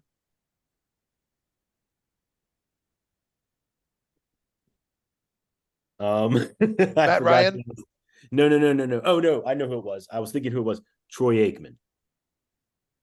I mean, what are you basing? What's a better career mean? What do you mean numbers? Look at all the numbers, historic numbers, completion percentage, touchdowns. The game's different. It's a different game. Flacco played in a different era. It's a different thing. Really? Well, sure, completely. It's a very different game because you have Flacco, who really, I mean, the running game was there, but they relied on him more, and Aikman was there to facilitate. Like he had a lot of weapons on that team. That team was loaded. The Ravens have never had the offensive line that the Cowboys did or the in receivers, the mid-90s. Or the receivers. Or the receivers. He didn't have to throw as much because they were stomping everyone. But think about, like, I remember Aikman throwing it around. I mean, not like that was the whole joke about Aikman, though, was he completes 75% of his passes, all of them for 6 yards. Yep. And then one to Irvin. Yeah, he was Eli Manning minus the interceptions. Like that's who he was. Yeah. So you're right. I mean, and I'm not going to take that away. He was great at it. I mean, that was 85% of Joe Montana's game. The reason but Montana could improvise, do some things that, like, I mean, you never want to see Troy Aikman do. The reason I ask is I think their numbers are very, very, very close. I believe that similar, but like but again, yeah, I mean, I that's comparing as again apples to bowling balls. It's like one of Maybe the reasons that whenever this whole like best quarterback of all time debate comes up, I still tend should to be second best debate, but go I ahead. still tend to side with Johnny Unitas because what Johnny Unitas did, if you compare him to his peers, there's nobody even close to him at the time. And that to me is the thing that's so striking about like Johnny Unitas. Yeah, sure, Marino Well, he has was more the yards. greatest Lots of up to guys have his more yards time. now. But when Unitas was doing it, he was I mean, there was nobody in the same galaxy as him. I don't And it's see him like, playing in today's. I don't see him well, excelling. but it He doesn't can matter about play, playing in today's game. That's yeah. irrelevant. It's But a it is relevant if you're talking about the best all time. You got to include today's people. I You got to don't include think I you mean, today's can. game. I don't I think don't think Babe you can because the game has changed so much that the players are being taught to play in the way that the game is being played today, where he was the guy, but without him coming, they don't exist Well, in the that's same. different. It's just That's like different. Jordan You're and LeBron. Like we could debate that you're all day too, but it's the same yeah, conversation. it's not yeah, you this. can't really compare them apples to apples I because again, agree. You can't Unitas compare would have them. been brought up I in a system completely different. And so he would have I had all that natural ability, but it would have been channeled fundamentally differently. Well, I agree with you because today's athletes are so much better. That's why I think they're just better. I mean, you can make excuses and say, well, they didn't grow up at the same time, they eat the same food, blah blah blah. The game hasn't changed that much. Where if you took yesterday's I player mean, I mean, and put him in today's world, he would know the game. There's that, rules a little bit different. Emphasis is different, changes, but the game is the same, right? no, it's not. Well, Yes, it I is. don't know. It's still football. They I still mean, throw I, it. They still run it. They still catch it. It hasn't changed. The okay, rules some so here so have so by the that Go ahead, logic, Brett. You can add this. sorry. So by that logic, um, you would say a guy like Pop Warner was a terrible football coach, because because even though the game's the same, and he completely revolutionized the game by like introducing the forward pass into his teams for the first time, they decided to throw the ball forward. But like Warner would get blown out today because he still ran 95% of the time. And so the game's the same. He'd come up as a coach and he'd yeah, try to run 95% of the time with, Jim Thorpe. right. Those The guys key would get destroyed. So the key difference, Mike, yes, you're right. What's your point? Fundamentally, people ran, people threw. But if you rewind 20 years ago, a quarterback that threw for 28 touchdowns with 7 interceptions and 3,000 yards was considered the top quarterback in the league, where today they're scratching the 5,000 number every year. So the way the game is being played is dramatically different. Right. And, As far but as to use your point, and because I actually agree with you on something, Marino absolutely dominates this era with the way he played, like because it's just Oh like yeah, Tua with his quick release. He starts had with the the quickest rules. release I've ever seen. yeah. Yes. And that's why But Marino threw for 5,000 yards. You know what I mean? Like, well, whatever Mhm. it was. but And listen, you take but also they had no running game, so he had no Right. choice but to throw a million times a sure, game. sure. And so, what I mean, again, these things matter. I mean, these things really matter. I mean, they do. I'm sorry, Well, it's not look, the same. You can't compare. they Yeah, you matter. can compare, but you They can't. absolutely matter in the fact that most of the players from, I would say, a certain point and back, very few can play in today's era because today's athletes would crush them. Like compare like the Redskins, the Well, Hogs. but hold That on. line wouldn't make it in today's Okay, world. but you're assuming so you're making a really critical mistake in your assumption. What? You're taking them from the Mhm, past and transplanting them to the present, but you're mhm. treating them as if they were like as if Yes. their conditioning and training and everything else was from the past, which would make no sense in the present. Those Well, guys would have been trained differently. They would be the same athletes as Well, and let's today. let's that's flip the scenario too. Take Justin Jefferson, who's Mhm, an absolute monster, right. and stick him running across the middle when Steve Atwater's playing. Let's see how long he runs across the middle when those guys are headhunting the way that they did back in the day. He's Sure, not no running question. nearly as freely, no matter how talented he is. No question. I mean, But Lamar but Jackson can't be a quarterback but in the NFL where they're in an but he NFL with would Deacon still be Jones. a top receiver in that era. Even though, yeah, you're right. He He wouldn't run probably would. the middle, but he would still be a top receiver in that era. Probably would. Maybe. Yeah, And there would be he's there's he's some talented. guys there's some guys that you look back on, like that played, like Moore, that played for the Colts. He, I think, could play in today's era. But there's a lot of guys on that team that are very famous for being Hall of Famers. One's like Artie Donovan, I think, is one. Oh, I loved Artie Donovan. Don't I you love dare him say anything too. bad I about love him Artie. too. But guys like that, Funniest dude. if you took most of those guys, Sure. even Because those guys worked a job full time. They worked at the factory Correct. 5 days a week. So you can't put them in the same category as GOAT. And that people get confused. But if they were coming up today, they wouldn't be working in the factory 5 days a week. Great, They would have been discovered early. But that's imaginary land. You're living in imaginary land. What are you talking about? You're trying to compare the old to the new. But you can only compare what we can visually have seen. You can't compare and say, well, I've seen that. But let's imagine he had, Hold on. Let's imagine we take Patrick Mahomes, we transplant him to 1950, and we go, okay, good luck. And he's like, well, wait, you don't have any of my supplements or any of my dietary restrictions here. They're like, it's fine. Just eat bacon and eggs every day. That's what everybody else does. Let's see how it goes. Him back and let's just flip him, like in this scenario. Let's take Patrick Mahomes and flip him with Unitas real quick. Just flip flop them for a game in each eras and just say, boom, boom. Which one, honestly, which one do you think would have a better game? Mahomes would be killed. Oh, Johnny, you. It's a dick. Like, here's the thing: you have to look at the player in the era that they're in and the impact that they have. Mahomes in this era is an absolute monster.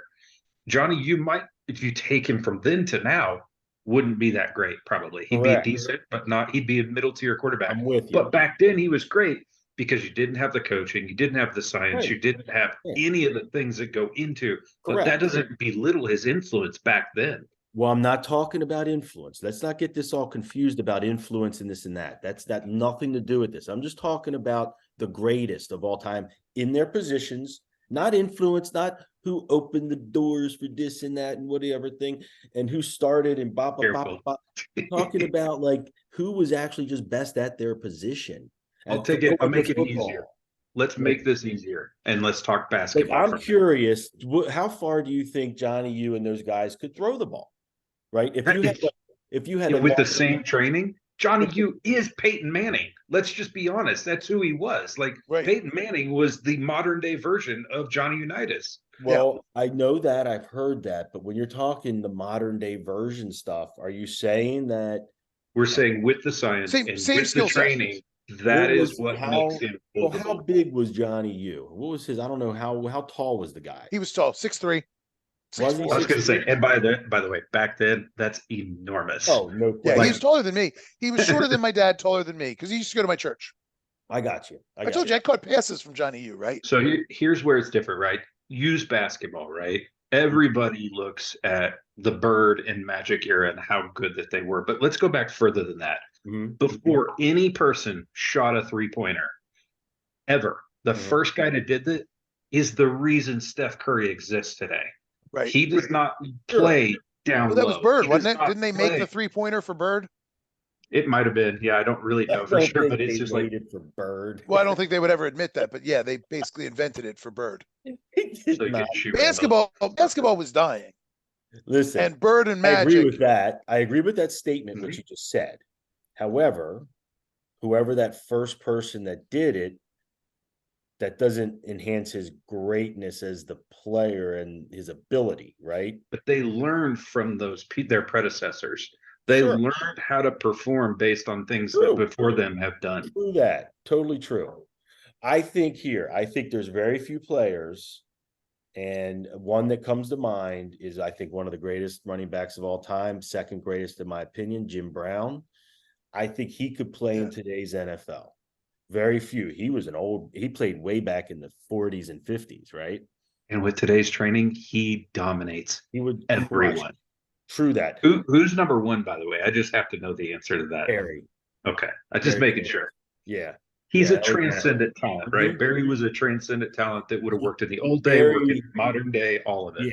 Yeah, totally.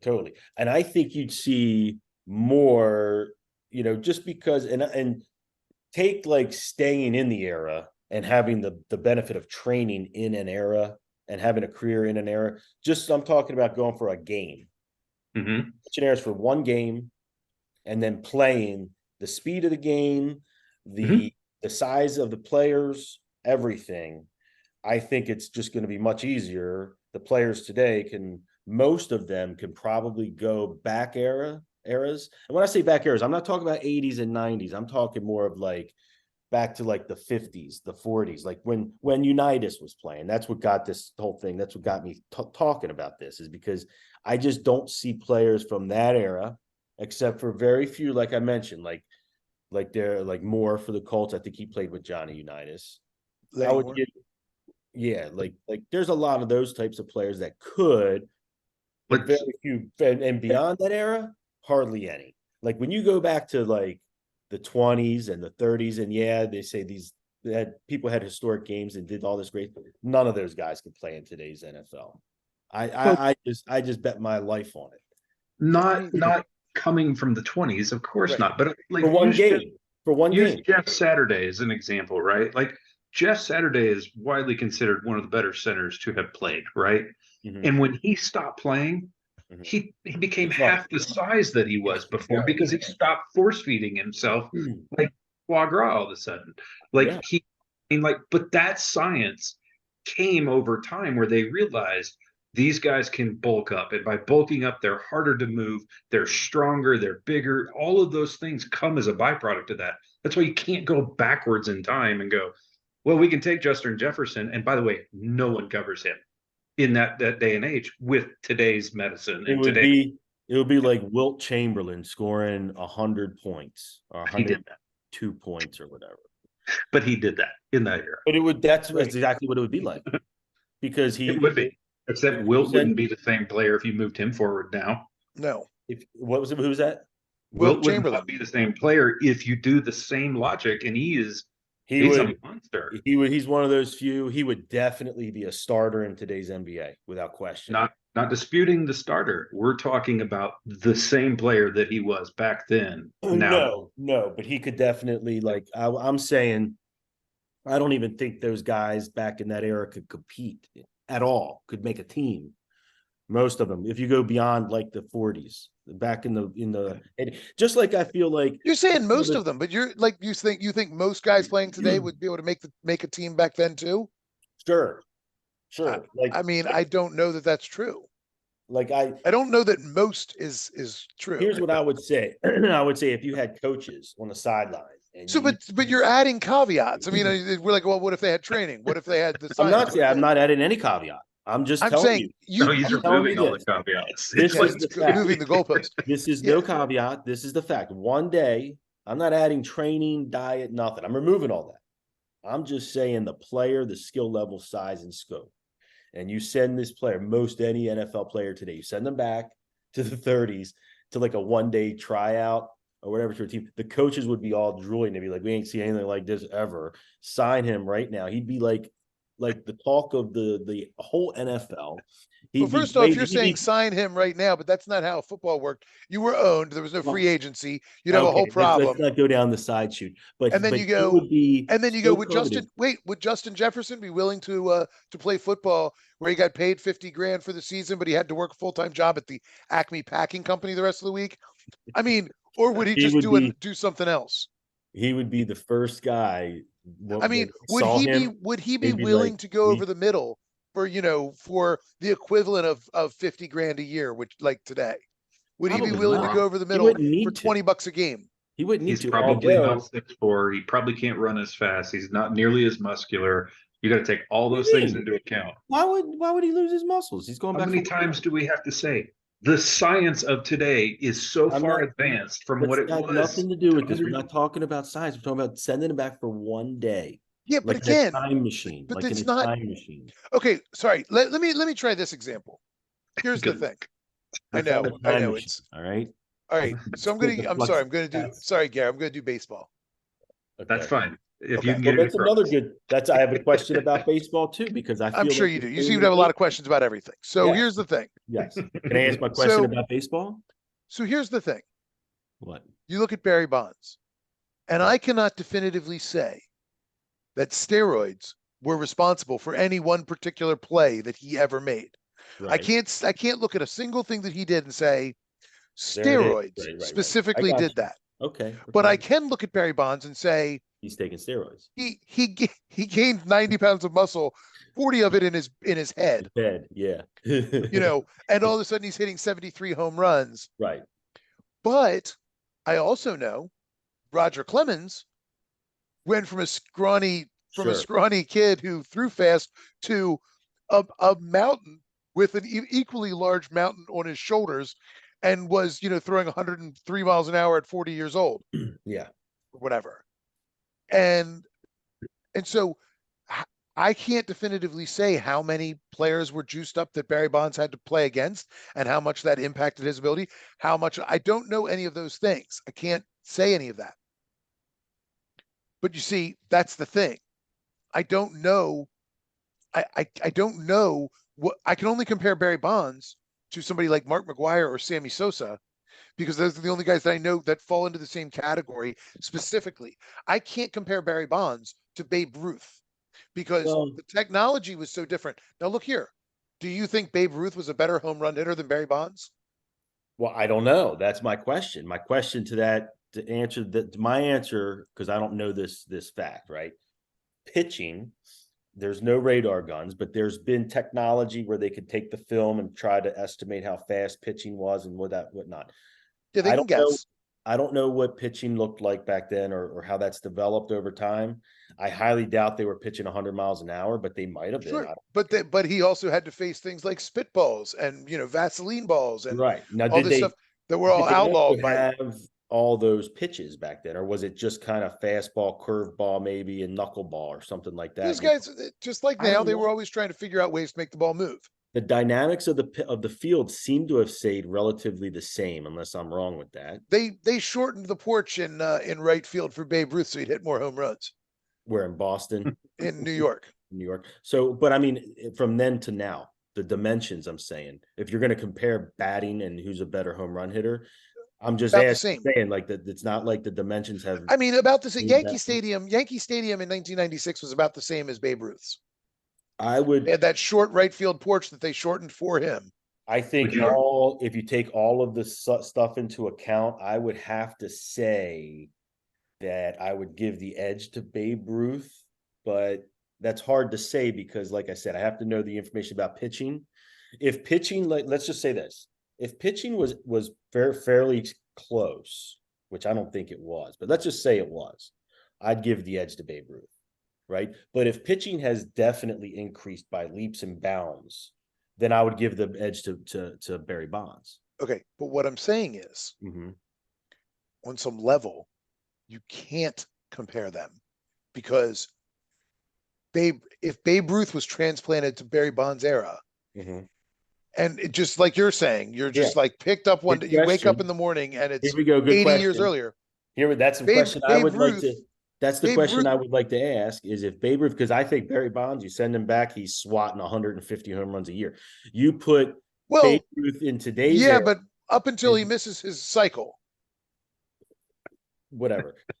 Without even Barry Bonds of Pittsburgh hits 150 home runs in that era. So I don't think so. So let's just ask this question: what about Babe Ruth in today's era? What would he be? That's like saying, hey, let's send Giannis back in time, and how would he do against Wilt Chamberlain? He would dominate him if you take people from the era that they're in. Right. That's what I'm saying. That's the point. You can't compare them. You have to compare them to what's around them. No. You know what? You say Barry Bonds would hit 150 home runs. Barry Bonds would go back there. He's never seen a spitball. He's never seen a ball that moves like that. He'd strike out 1,000 times because guys would I mean, they no such thing as a balk. No such thing as a balk. There were all kinds of things that they would do. He would strike out 1 million. He'd probably hit a bunch of home runs, but he would also strike out You're right about this. You're right about because this. Take an adjustment. They're not comparable. They would take an adjustment period, but let me tell you something. When someone like Barry Bonds in that era, forget it. It's over. And here's another thing. You can't. It's just like playing a damn video game. You can have two people from different eras play each other. Not really. Yeah, not really. I'm not talking about realism, but I'm saying you can take their skill levels. You could take their skill levels and they can play, right? There's going to be advantages for both, meaning one might not shoot 3-pointers and the other one does, for example, or whatever. So there might be some differences, but that does, just because one's from one era and one's from the other, that doesn't mean like you can't look at them physically and say, look, I feel like just from my eye test, this can go. Like from my eye test. But your eye test is being colored by everyone around them. I have seen so much footage from every sporting event from beginning to time, all on. And let me tell you this. I will tell you I feel like from the 60s on, the eras you could probably blend a lot of it, right? Yeah, a lot of it today, there are fans, but I think a guy from the 70s, you could take a ton of players from the 70s and they'll play today, vice versa. Maybe not on the line because of the size difference, but receiver, quarterback, running back, defensive backs, safeties. I think a lot of that would be interchangeable. But when you go back to a certain point, right, to a certain point in time, it all fades away and the talent, it just isn't there. And so you can say they're the greatest. Barry Bonds couldn't go back to Babe Ruth's era and hit any home runs because he wouldn't be allowed to play. So that's one thing. Right. And no, but that matters because neither could Satchel Paige, although that's years later. But so it's not that you cannot compare. Yeah. Okay. I'm gonna try one last little thing. Just because I can't believe this has gone on this long. One last little thing. Yes. From a non-sports example. Okay. Just to see if this makes any sense. Yeah. A country goes through a revolution or a civil war, whatever you want to call it. All right. And they come out the other end. Yeah. And you go, well, 5 years after the revolution, you go, was this a failure? Yeah. Was this a failure? Because look at them. They're not doing nearly as well as the United States in this category, this category, this category, this category. Right. Or do you say, well, we have to compare it to what existed before the revolution? This is definitely going to generate my freaking apples to bowling balls here right now, because that is complete apples to bowling balls. What I'm saying. No, I'm saying like you compare what was life like? What was life like? We're talking about listen. You're talking about a country and the different eras and stuff like that. I'm talking about a person. You could look at a person just like you do with Michael Jordan, for example, right? I think he's the greatest basketball player of all time, right?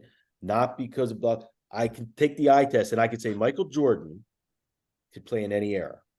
The eye test. I can see him play. I could go, yeah.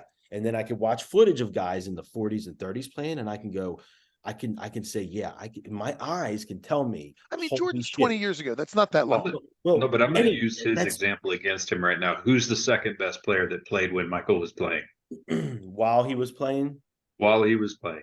And I'm not talking the early years when it was Magic and Larry. Like when he was in his heyday, who was number two? When he was in his heyday, let me just think of like who he was playing up against. Like, I mean, you know why you don't remember that much? Because there aren't that many. Right. You've got the Elijah one, you got David Robinson, you got Patrick Ewing, all centers. Right outside that, who do you have? Dominique Wilkins. Shaq came along at some point. Shaq came along after that. But today's era, when LeBron's in his prime, who's playing around him? You have guys like Kevin Durant standing there. You've got Jimmy Butler. You've got, Damian Lillard. You've got Steph Curry. You've got so much more talent that the whole reason these guys are even able to do what they do is because a guy like Jordan came before them. And he opened certain doors up and he changed the way the game got played. It's why Kobe Bryant freaking said he started playing ball is because of Michael. Yeah, I agree. So it's why you can't compare LeBron to Michael, because pure talent. I could definitely take LeBron. No comparison. I could definitely take LeBron and say, could he play on the teams of Michael's era in the playoffs? I could definitely do that. And I could say, yes, I could take LeBron and I could say, could he play against, what I've seen footage wise against Kareem and He would against, dominate. I'd say absolutely could. And I could do vice versa. I could say, could the guy from the 40s play against LeBron? And I'd say, probably not, because I'm looking at him just like I do with all of it. I mean, you could do the eye test, and very rarely are you going to find guys They'd be from calling him for 40, traveling every time he 30, left. 20, Sorry, probably. no, you're wrong. If you put him back there, they call him for traveling Probably. every time. You know what I mean? Like that, because the game's changed, and because it's changed because it's progress. And that's the whole point. Is that yes, of And course, the players athletes today are have better just athletes, gotten- but you yes. can't compare them the same because it's like they wouldn't be here if it weren't for what came before. Well, that's just such a different. That's just a different. And so you can, if you really want an honest assessment of anybody, and then we've got to move on. This is insane. If you want an honest assessment of people, compare them to what is around them, not to Well, some. that's not what we're doing. We're talking about eras. You're talking about No, but that's what we are talking about. We're That's what talking we've been about- talking about the whole time. We're talking about eras. We're talking about, can one quarterback from the 50s play today?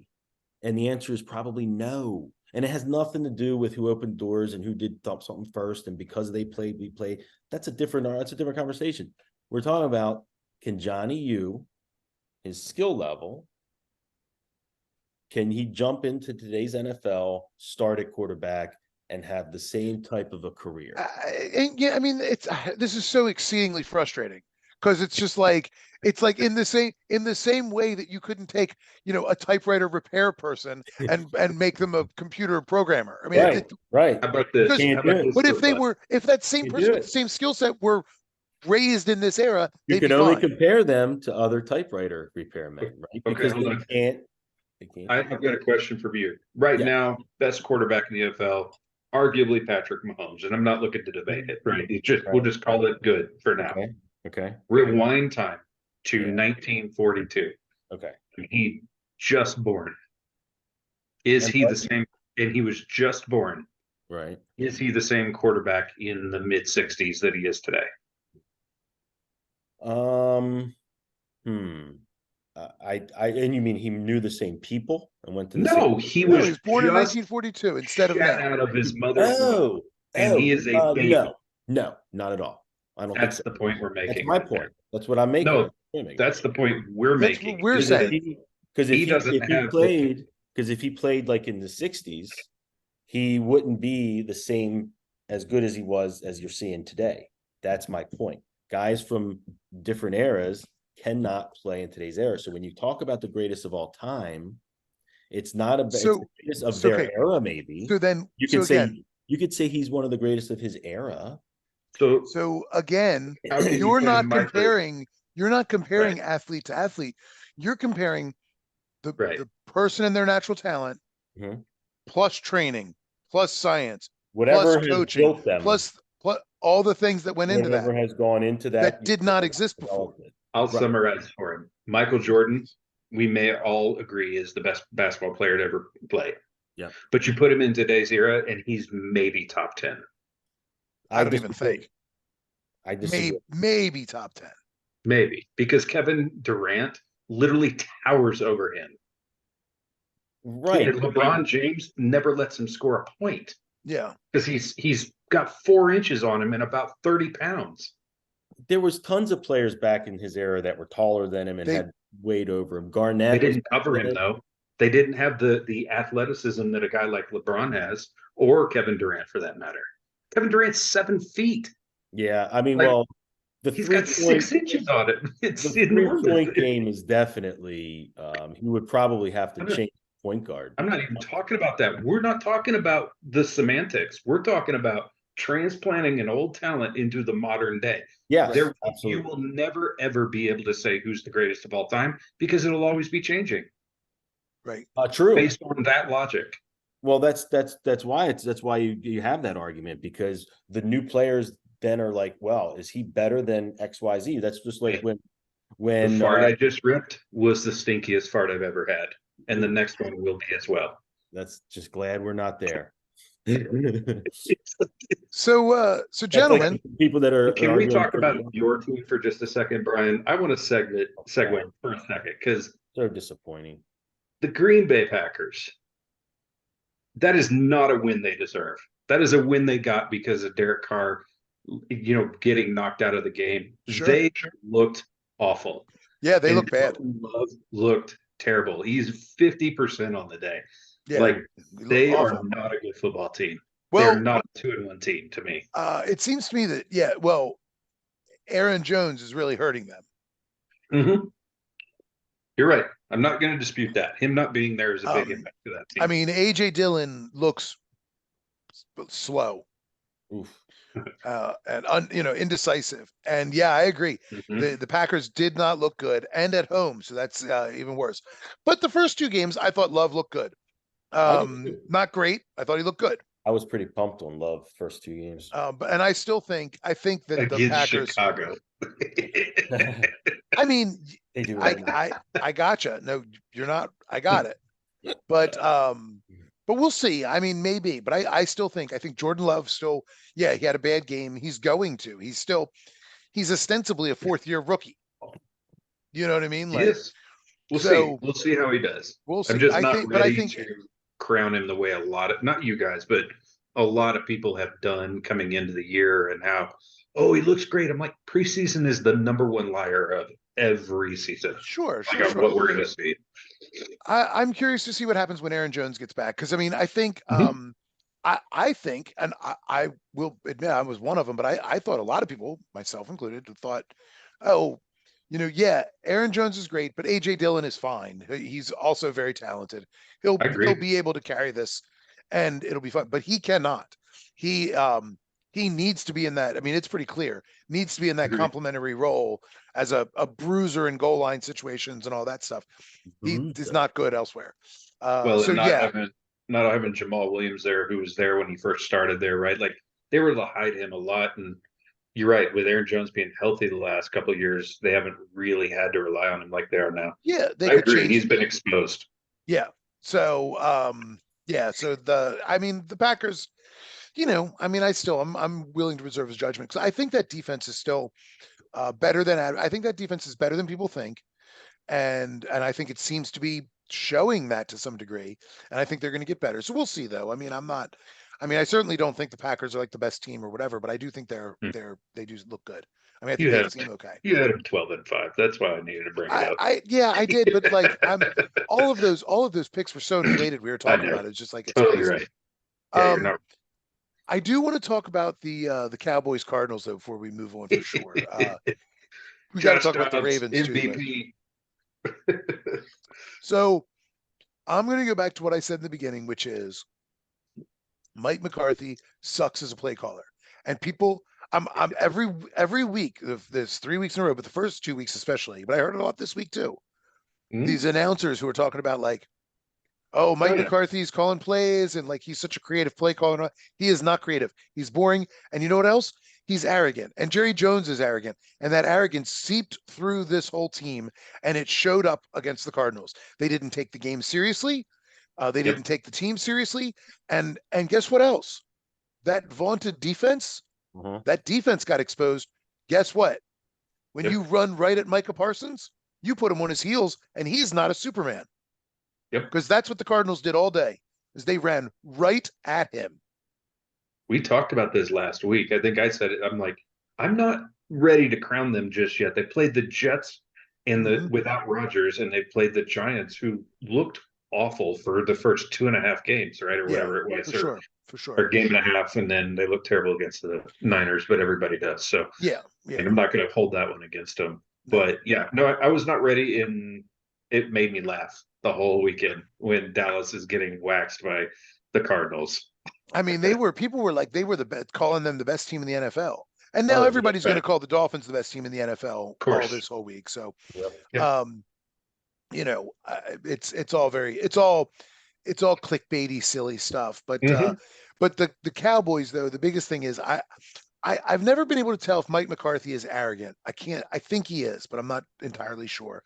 Jerry Jones obviously is a pompous ass, and that culture seeps down from the top.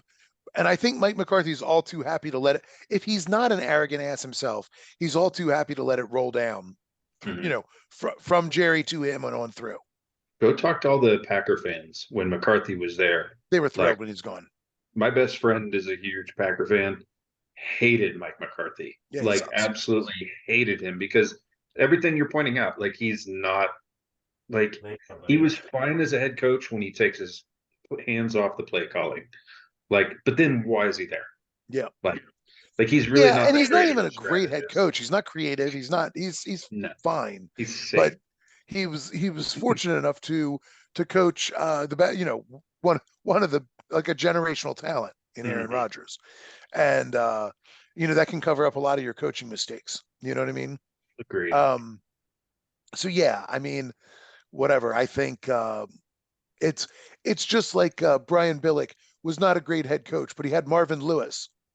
You know what I mean? So it's like you have at the time a guy who figured out how to create for a short time the absolute best defensive strategy in football.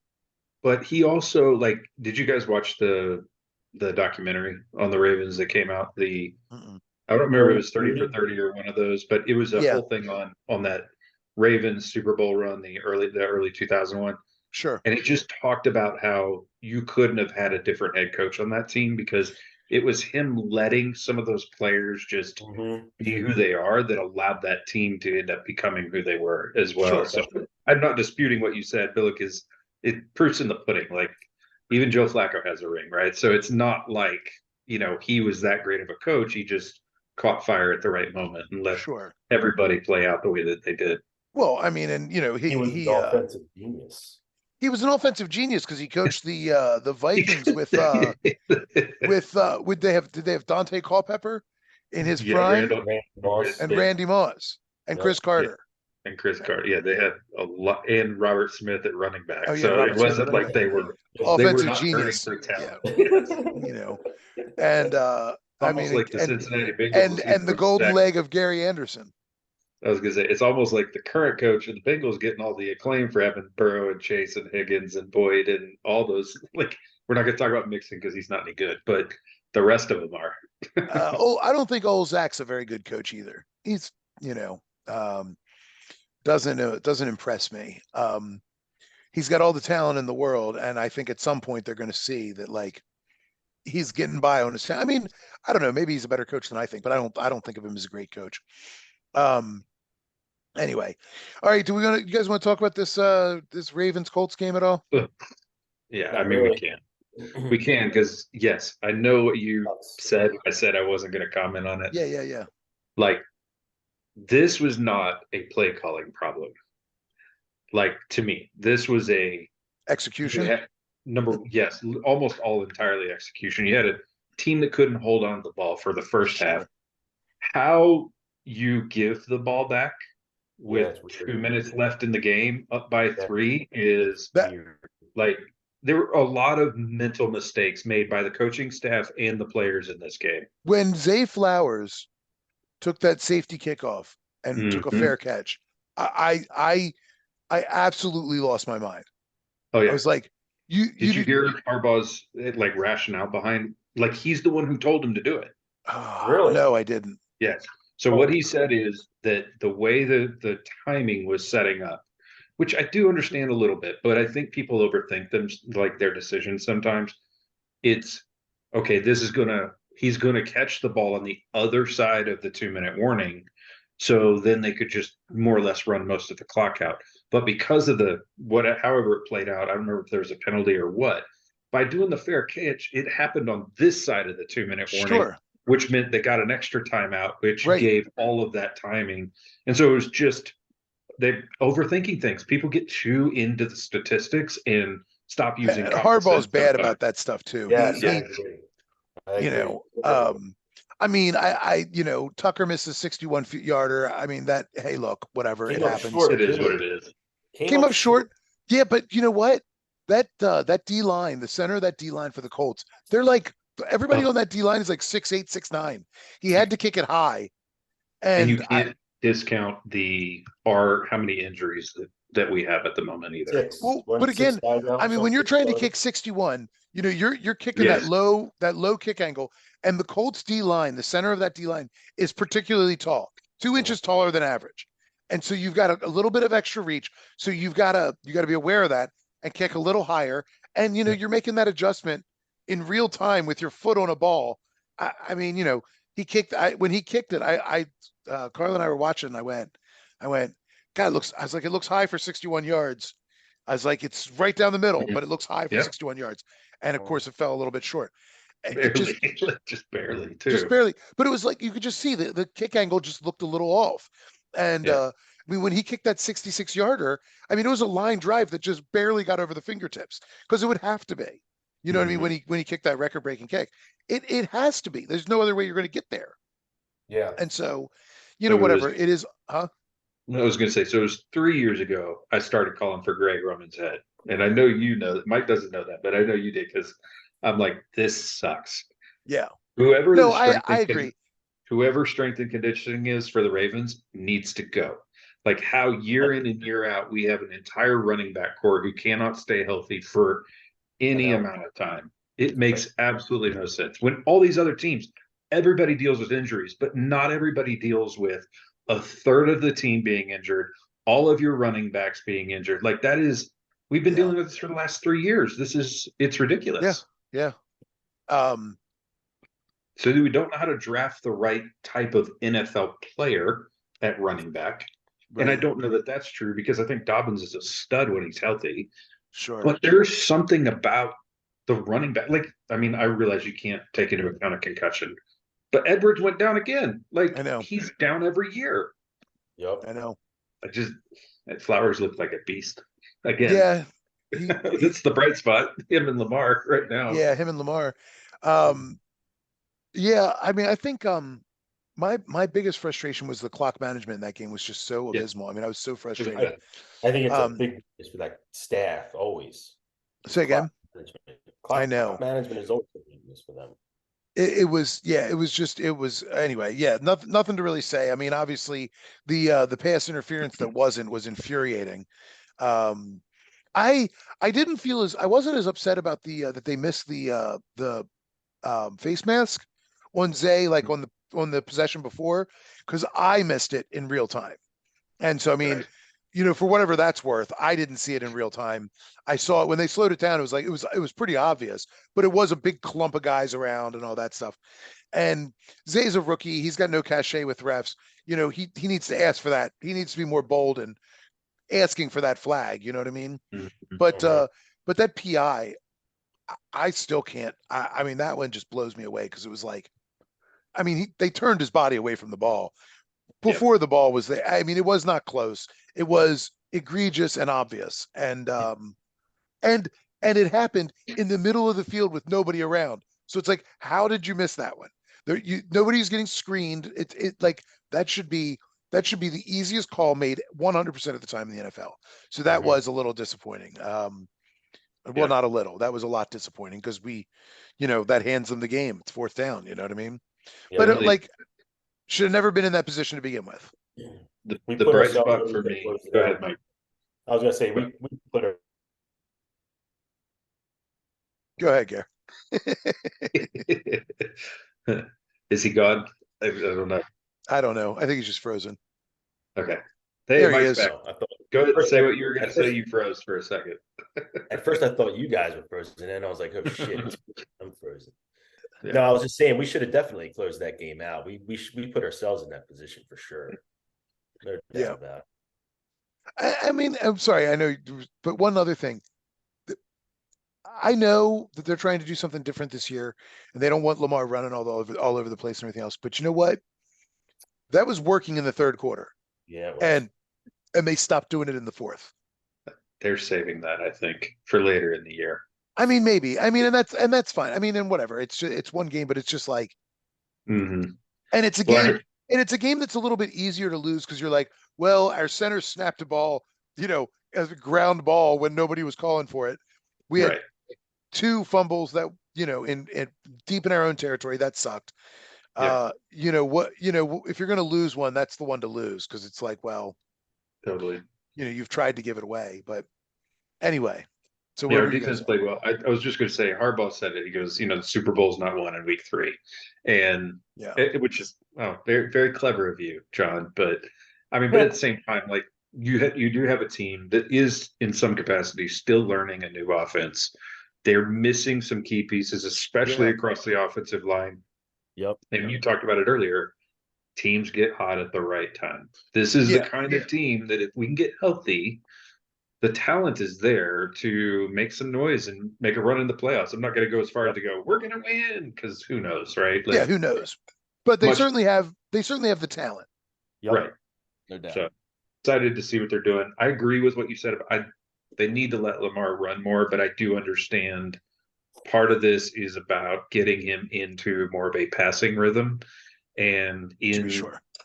getting with those receivers in a way that when they need him down the line, because that's the mistake they always made in the past, is like, we're not going to run, and then now we need him in the fourth quarter, and it's like, well, he's got no rhythm at all, and we had no Sure. receiver, frankly, outside of Andrews, but Yeah. opposite of that this year. So I do think they want him to run, but only when he needs to. And Yeah. Or needs or wants. Yeah. Yep. All right. I do want to, sorry, I want to move on to this week's games. We didn't touch on the Seahawks Panthers, but that's fine. That played out pretty much as expected. yeah, Panthers fine. defense looks pretty good despite giving up 37 points. I thought they still looked pretty good. Just in general. Pittsburgh, thoughts on Pittsburgh? I think the I want to say one thing, not about Pittsburgh, but about Raiders Oakland. are terrible. So, You mean, I okay. guess. So we were talking about coaching trees earlier, and I just want to point out the Belichick coaching tree kind of sucks. It's not good. It's So- not good at all. Josh McDaniels is supposed to be some sort of offensive genius. I mean, he sucks. I mean, he just sucks. Who's worse, him or Mancini? I mean, the thing that's crazy about that game was, I thought our clock management was bad, Oh, but they're yeah. I don't want to say clock management. They're like that their fourth quarter decision making was, I'm sorry, I Mhm. cannot wrap my brain around it. You remember Raiders are coming down the field, and look here, Devontae Adams is still so talented. You still throw it to him 12 times and he, or 18 times or whatever. He's producing like, and he's still top 2, top 3 wide receiver. Yep. And that's great. But like nothing That's else all is they working. have. Jacobs isn't working. Nothing else is working on that team. But Mm. but they come down the field. They need 8 points. What do they stop them at the 35 or something like that? It's kind of a longish field goal. Mhm. And the Steelers or the refs, I mean, I thought that call was, I mean, it was a technically correct call. There was a leverage call or whatever against the Steelers. They used leverage to try, you're not allowed to do that. Mhm. Okay, fine. So I shouldn't say technically correct. It was a penalty. It's not the sort of penalty you're used to seeing. You don't see it much. So it was like, wait, what am I looking at? Oh, leverage, I guess. Mhm. So you get a fresh set of downs and you get down. They were what, down around the 10, weren't they? I think so. It was something like that. Yeah. Down around the 10. It's like 4th and 3, 4th and 4. And you go to kick the field goal again. Mhm. I Trust me, I You don't understand the logic. I've never been like, people tried to rationalize it, like on Sports Talk, Sports Center, all the different. They all started to explain the analytics behind it. I'm like, it's stupid. There was less Yeah, than 2 minutes left in the game. Like, but even the analytics what? say you've reduced your chance of winning the game by doing that. Right, Like, right. I don't so get it. from the 35, kicking the field goal makes sense. You need 2 score. You need 8. Yeah. So you kick That the was field because goal. of the time too. There was a lot, And it was enough 3.5 time. minutes. It was like Yeah, 3.5 minutes Right. left. right. So I you agree. kick the field goal. You figure the Steelers are not some sort of offensive juggernaut. You can stop them. Really. You don't even need a 3 and out at that point. As long as you can, stop them on maybe 2 sets of downs, you're good to go. Get the ball back, 2-minute drill it. So kick the field goal, take the 3, and then you don't need the 2-point conversion to win this thing. Mm-hmm. But when you're at like the 10 or 12 or whatever it was, Mm-hmm. it's like you go for it. If you don't get it, you pin them back against their own end zone. You at that point there was like 2 minutes and 20 seconds or something left. Yeah. It made no sense. No, he's terrible. I was absolutely baffled by that call. And then I saw McDaniels like justifying it and everything else. And I'm like, you can't. It was the right call at 3.5 minutes, wrong call at 2.5 minutes. It's simple as that. And the place in the field.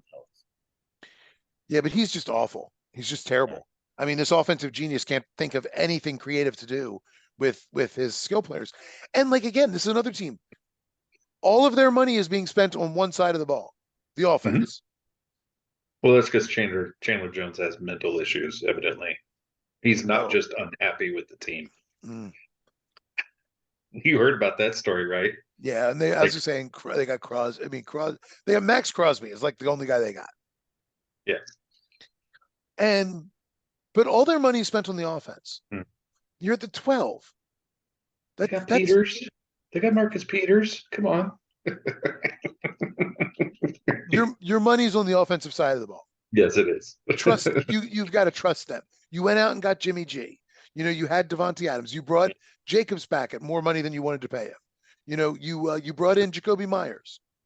Like, what are you doing? Yeah. What are you doing? Anyway, they're wasting Devontae is what they're doing. Baffling, absolutely baffling stuff. Mm-hmm.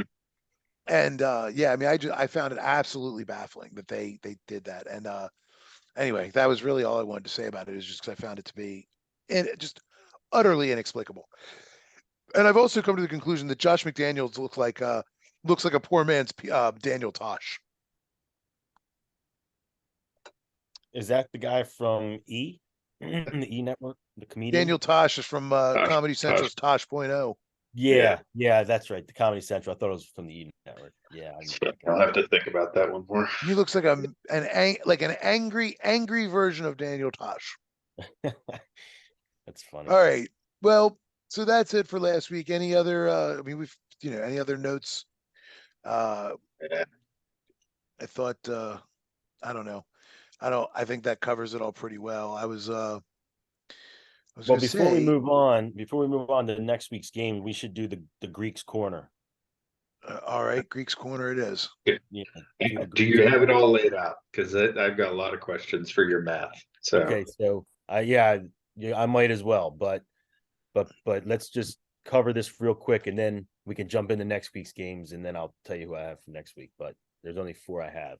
So remember, the strategy is every game spread 7 or more.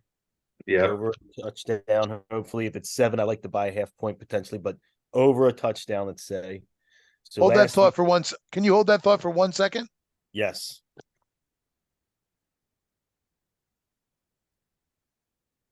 What is he doing? Oh, they won. Oh goodness. It's 2. I love the magic number is 2, gentlemen. Down to 2. So please go ahead. Okay, so point spreads of more than a touchdown. There was 1, 2, 3, 4 games last week. What I do is I take the underdog plus the points, $50. Then I take the favorite money line, $50, and I do that on every one of the games. So the results of last week. Now, here's how I cracked the code potentially. I used DraftKings. This is the site I'm using. This whole season, I'm going to use this site. The oddest thing has happened, and I think I cracked the code for DraftKings for this type of strategy. So I took KC Bears. I won Kansas City. I lost the Bears. Okay. I won Arizona. I lost the Cowboys. I won Houston. I lost Jacksonville. I won the Colts. I lost the Ravens. Now, here's what happened, though. The Arizona Cardinals, for example, I bet $50. I took them plus the points. I got paid out $95. Yep. Okay. And lost the other bet. What's that? And lost the other bet. And lost the other bet $50. So it puts you 5 in the hole. So yeah, so KC, so going on the list, KC check 150. Bears lost 50. Yeah, right? So you're 5 in the hole. Now you're down 10. 10. Arizona won plus 95. I thought you already used them. Yeah. No, KC was the first one. You'd already said the because you said that you had the Cowboys on the money line in Arizona Oh, to I didn't know you cover. were adding. I didn't know Yeah, you were no. adding. So I'm Yeah. down. You're down $10 right now by my math. What's the next game? The next game was the Jacksonville Houston. So I lost Jacksonville and I On the won money Houston. line, which makes you down 15. Right. Plus did you get to Houston? Did you add Houston in there? Yeah. 3 games in, you're 15 down so far. And then the Ravens I lost, and then I won the Colts. So And now you you're won down 95 20. and lost 50. So now you're down 20 across all 4 games. You actually net loss of $20 in that game in those 4 bets. In those 4 bets. Yeah. Yeah, so and that makes a lot of sense because I deposited with whatever it was I deposited, right? And then 400. Yeah. $400, and then I ended up pulling With out like 380. yeah, almost the same amount. Now, here's the thing: most of the time, that's a terrible week right there. That's a damn awful week in this system. It's a bad week. So next week's games, there's four Okay. games next week, with the same exact thing. Skins, Eagles, Cardinals, Niners, Patriots, Cowboys, Chiefs, Jets. Now, last week, the fucking Ravens, right? They fucked me totally because that was the one I needed where they would have won the close game, right? That would And have won the money line, but that still would have lost. And the Colts would have covered the no, I'd line. have won That would both. have I'd been, have won, yeah, you would have won both. Right. Got it. yeah. So that would have put me in the red, but those fuckers, they shit the bed. Put you in the black. I Right get in it. the You're saying all you sorry, got to do is hit one and it covers, it's a long game play. Yes, and you have so next week. So sometimes usually there's two of them where there's close games, and the odds are what you're doing here is you're swaying the odds a little bit in your favor. The odds are these underdogs aren't going to win the game, right? Last week, 3 of them fucking came back and won the game. That usually doesn't happen. Usually, if Mhm. they can keep it close, they'll cover the spread, but they'll still lose. That's usually what happens. That's why the spreads are the spreads, right? But Mm-hmm. so what you're hoping for is a lot of those games or those underdogs because the spread's just too much. So they'll cover the spread, but they won't win the game. And that is what I'm going for next week with Skins Eagles. I love Arizona 40. That's a 14-point spread. So I'm looking for some, you get some late garbage touchdowns. Boom, you cover the spread. Patriots, Cowboys, that's +7. And the Jets, Chiefs. Jets are +9.5. So I'm going to do the same thing this week with 50 on every one of them. 50 on the underdog plus points, 50 on the favorite money line. And we'll What see. did you call this segment? The Greek's Corner? Is that what we're calling it? The All Greek's right. Corner. We'll So we track will review these 4 picks in the Greek's Corner again in next the week. Greek's Because Corner. Sure. Over I the mean, season, we're going to track over the season what it ends up at, right? yeah, To you're see if down 20 starting in week 3. in, So in, I'm in actually going week. to add that to the spreadsheet. I'm going to keep track of the week 3, and the game. What were the games you chose again last week? Just so we have it. It was Kansas City and the Bears, Yeah. Arizona and the Cowboys, Okay. Jacksonville, Houston, Ravens, Colts. Cool. All right. And this week it is Washington and Eagles, Philly. Arizona 49ers, Patriots, Cowboys, and Chiefs, Jets. All right. I'll fill in the line later on that and we'll All track right. it. So let's go. Let's run through our picks this week. You guys help me out with the spreads because I don't have them in front of me. No worries. And so let's see. We start off Thursday night. We've got Detroit a and Green Bay. big Yep. NFC Central matchup. Detroit at Green Bay. Green Bay is favored by 1.5. 1.5. Okay. Well, that's funny. I'm going to go with Detroit. Yes, Lions. I'm going to take the I've seen- Packers. I've been talking about them. I'm going to keep them. I've seen enough out of Green Bay. I think I think the Lions defense is absolute hot garbage, and Green Bay's defense is decent. So we'll see. All right, Atlanta going to Jacksonville. Spread looks like Jags. 3. Is the It's spread 3. 3? Yeah, the spread is 3. Yep. Atlanta going to Jacksonville. Jacksonville's favored by 3. Yeah. Wow, man, that ain't good. I'm gonna take in that case. I'm gonna take Atlanta. I'm I'm going to taking. take Jacksonville, but I will probably abandon Jacksonville after this week if they don't get it straightened out until I think they'll win. I think Jacksonville will second win. half of the season. I think Jacksonville will win. I just think they'll win a close game. So I got Atlanta in this. Atlanta +3. I would have taken Atlanta last week, but because of how they played this week that just ended, I that was kind of an exposure game to me. It looked like. I think everybody figured out that all they have is the running back. Yeah. So I'm with you. I take the Jags. I think this is a moment where the Jags have to get right a little bit in a home game. Yeah. Yeah. All right, Miami going to Buffalo. The is that Buffalo favored by 2.5? Yes. I've got Buffalo winning, but yeah, but I don't. Ooh, I don't know if it's more than a. Yeah, I take Buffalo. I'll take Buffalo on that. I'm going Fins. Like I really don't like this in Buffalo, but at the same time, I'm just not certain that Buffalo's clicking yet. I mean, no, they've blown out with the Raiders and the Redskins. Right. Sorry, Commanders. I keep doing it, but whatever.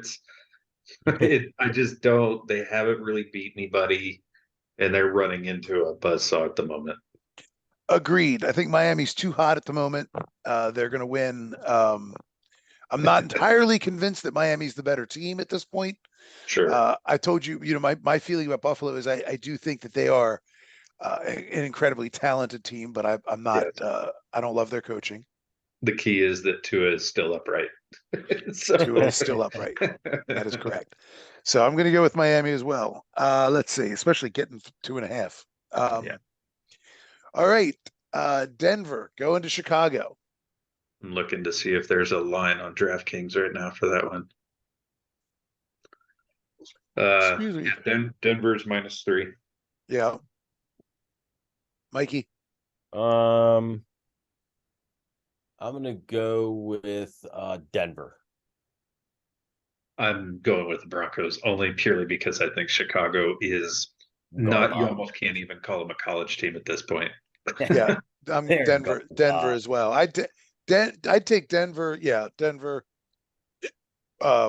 Giving up 3. I'd take Denver giving up 7. Let's see. Yeah. Baltimore. Going to Cleveland. Yeah. What's the points on that one? Cleveland is 2.5-point favorite.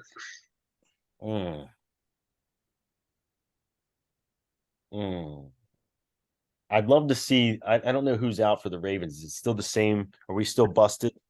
That is, yeah. I mean, right. There's a lot that can change by the end of the week that might cause me to change my pick, but right now I'm taking the Browns. I hate to say it that way. Their defense, they are going to wreak havoc on Lamar with our offensive line the way that it is right now. I'm taking the Browns. Yeah. And Ronnie Stanley will only play for a quarter anyways if he does come back, so it won't matter. I'm going to stick with the good guys and hope you're right. And yeah.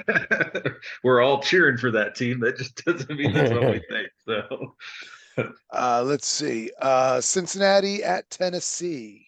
The Bengals are favored by 2.5 on DraftKings. Man. Tennessee, I felt like I had a better read on Tennessee before this last week. I couldn't believe how bad they looked this week, but but Derrick Henry couldn't get anything going, and that really stalled everything else out, I guess. Yeah. Cincy. So I'm taking Cincy. They got a win. They scored a touchdown, didn't they? Finally. I'm definitely on the Cincinnati bandwagon. I think you saw a bit of a get right game with Jamar Chase last night, and their defense is starting to click, and I just think they're gonna cause a lot of problems for Tennessee. I still worry about Burrow's leg.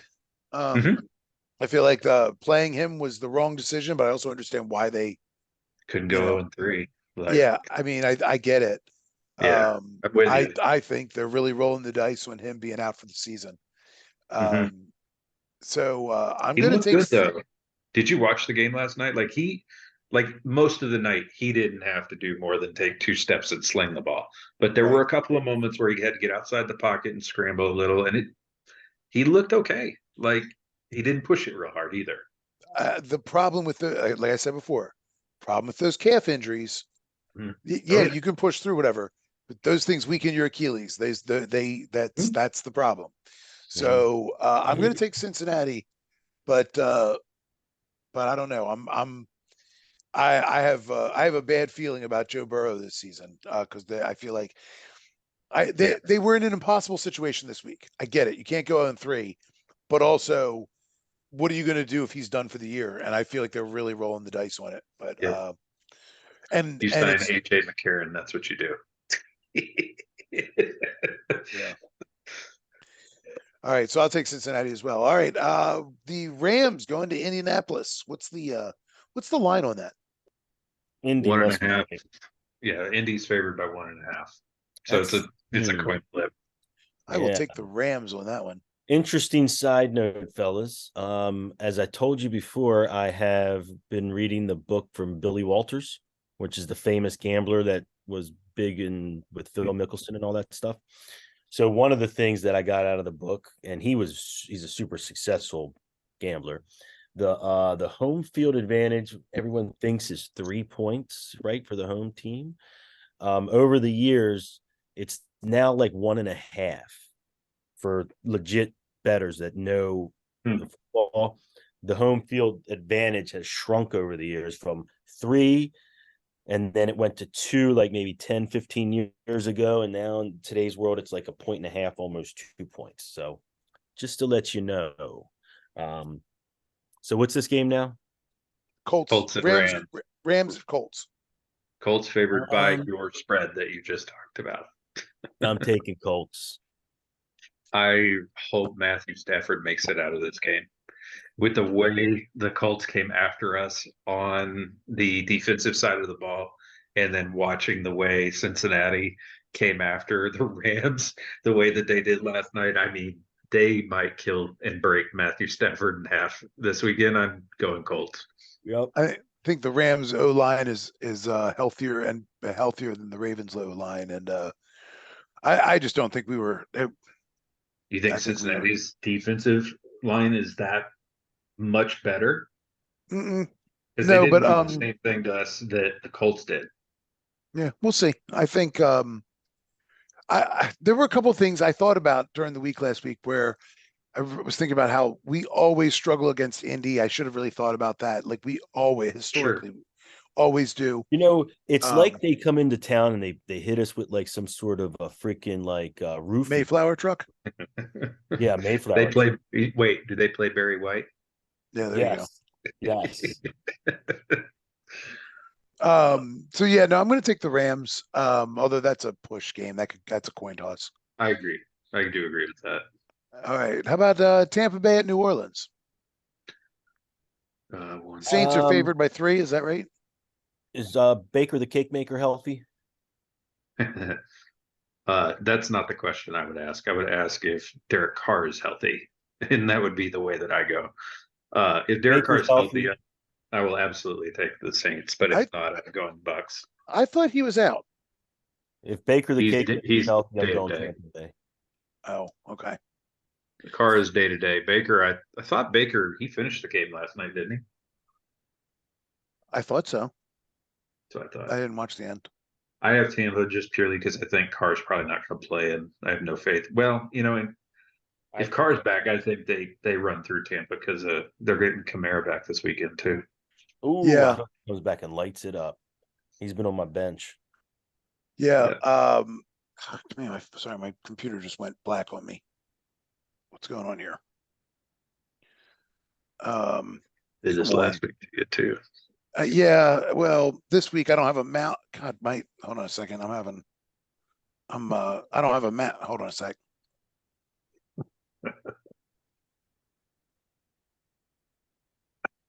Oh, for Pete's sake. What a Oh weird picture of Brian. my God. You got incredibly prettier, buddy. Yeah. Yeah. Oh, look Mike, at I that. think I prefer the Hamburglar. I got a bit of a. Oh man, that's not good. What are you doing? I can't get my. Jeez. Unprofessional. I know. It's a good thing we're doing this live That's right. and on video. Over DSL.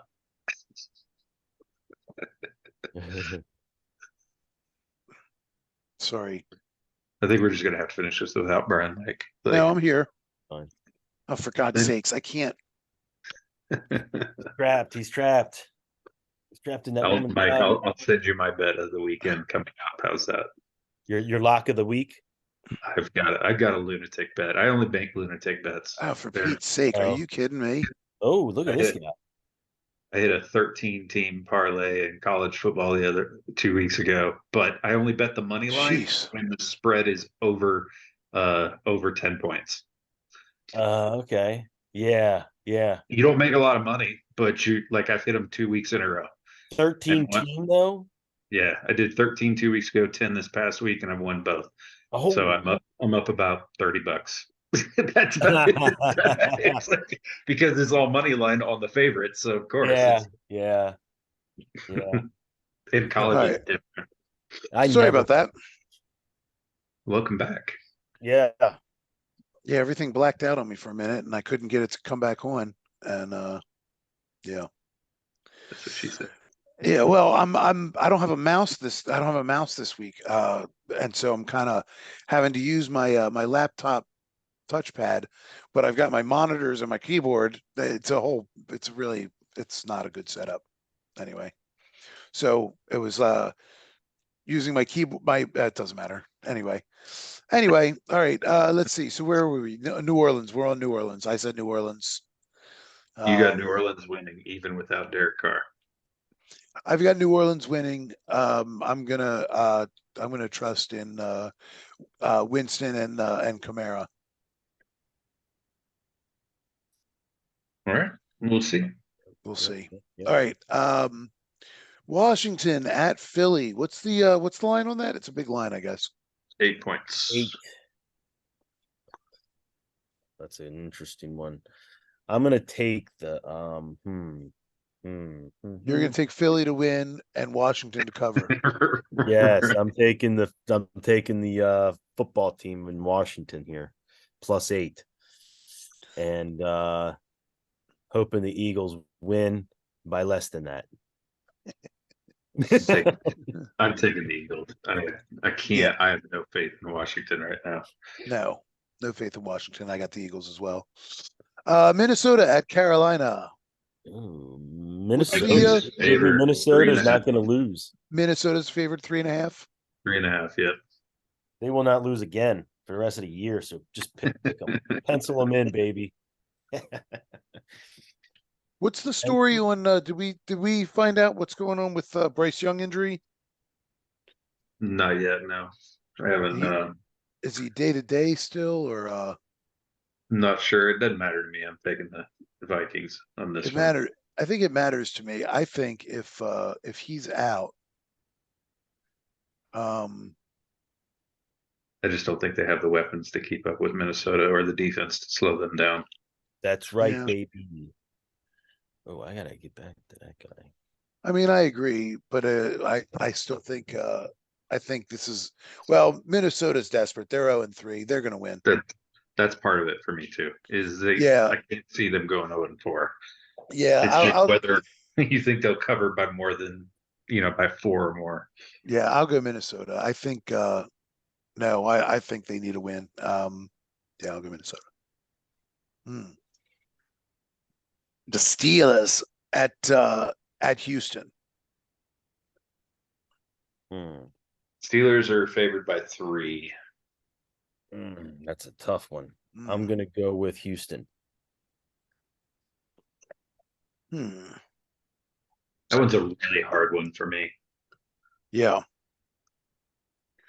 Because Houston, their defense is playing like they played us strong. They played clearly Jacksonville strong, but we don't know who Jacksonville is yet. I forget how the game went against the Colts. Do you remember? I feel like the Colts won that pretty easily. Yeah, they did. Yeah. But I don't know. Pittsburgh beat Cleveland purely because they swept the leg on Nick Chubb. That's the only reason. But they were in that game, to be fair. Their defense is, I think I got to go Pittsburgh just purely because of their defense. I'm Yeah. not sold on Pickett at all, but their defense is just, as long as Watt's on the field, he's gonna wreak havoc. Mikey, I didn't pick. Who's this? He said Pittsburgh. Houston. Oh, he said Yeah, Houston. yeah. Oh, sorry. Oh, yeah, I'm going to take Pittsburgh as well. But I hate this game.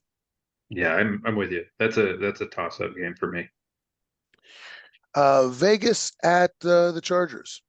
Chargers favored by 6. Uh, They're going to Take win it by all. 15. I was gonna say I'll take that all day. Yeah, they're going to win by 15. Yeah. I'll do Chargers. Yeah. All right. The Patsies at the Patsies go into to the home of the most famous Patsy, Lee Harvey Oswald. I'm gonna take the Pats and hope for a Cowboys win, baby. Be a close game. But I'm 7 taking points the is you got a 7 point line. So Yeah, I'm taking it. That's one of my 4. It's one of my 4 for next week. Now the question is, do I buy a half a point? I'm going to take New England with all those points. I'm taking New England, and I do think the Diggs missing is leaving more of an impact on that defense than people realize. Yeah. They can't leave him on an island like they could before and then double cover everybody. So, and knowing it's much as I can't stand in, Belichick will figure out how. I mean, they slowed Miami down. That offense, it's not the same offense, right? Yeah. So, yeah, I actually would probably take the Pats to win outright, but that's a ballsy statement too. Is New England So, one? Is New England 1-2? let me double check. I believe that sounds right. New England is 1-2. Yes. Okay. Yeah, I like New England. Yeah, And they yeah, lost to Philly and Miami. So mhm, it's not like they lost, and they played both of them really tough. Yep. yeah.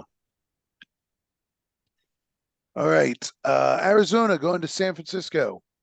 My top Is that 4. a 14-point spread? Yes, it It is. really I've got is. Arizona in this one, baby. Wow, Wow. 14 No, I'm points. still taking San Francisco. I don't.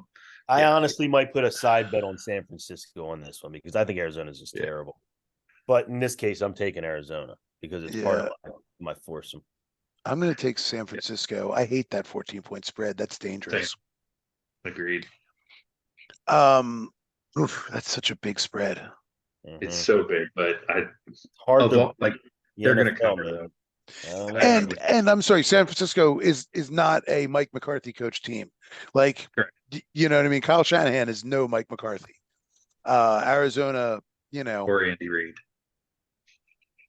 Shots fired. Sorry.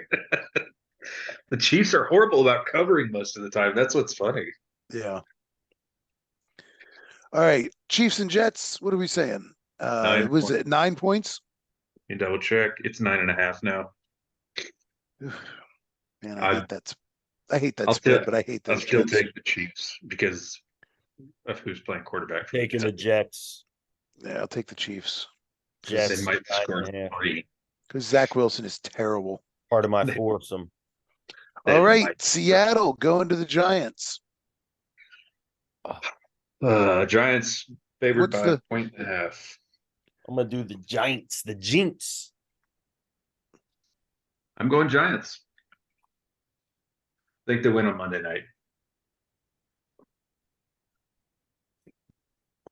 It's a tough one for me though, because Seattle's getting right. Yeah.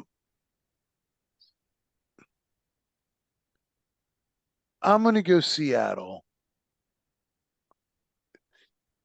But I think the Giants are going to look good. I hate taking a West Coast team coming all the way to the East Coast like that. But the extra day, I think the extra day they get okay. Yeah, I hate this game too, but I'm going to take Seattle. Yeah, I think it's a tough one. Yeah. I mean, I think Seattle looked good in their win this week. And I know it's Carolina, but Carolina's defense has played well in the first 2 weeks. They look good. And Seattle put up 37 on them. But I mean, it was it was kind of, if you watch the game, it was kind of a weird 37. The defense played pretty well, but just sort of, I don't know, things sort of fell apart a little bit on them. Giants have to win this week because if they don't win, their next two games are at Miami and at Buffalo. Like they could be a 1-5 team if they lose this week. Not going to do good for your No, I know. for your team. Yeah, well, But I they do get thought, Washington, the Jets, and Vegas after that. So yeah. No, I'm going to stick with Seattle. I think you're right. I think the Giants have to win, and Seattle doesn't, but we'll see. We shall well, see. Seattle isn't going to win the division. We know that. Like, one thing I haven't given enough credit to either is that when I look at this schedule, I'm looking at the bye weeks and when they're occurring for these teams. And one thing that bodes really well for the Ravens is when our bye week is this year. Yeah, it's like What's week it, 10 or 8? something, isn't it? It is I thought it was 8 or something like that. week 13. 13. Yeah, it's Wow. late. I knew it was late. Oh, Just smokes. great for us. Yep. Buffalo too has a week 13 bye. Yeah. Like it's almost like I haven't gone down and done the analysis on this, but I wonder who all has a bye week that week. That if it's no, never mind. I was thinking maybe they set it up for. Oh, Minnesota's out that week too. Mm.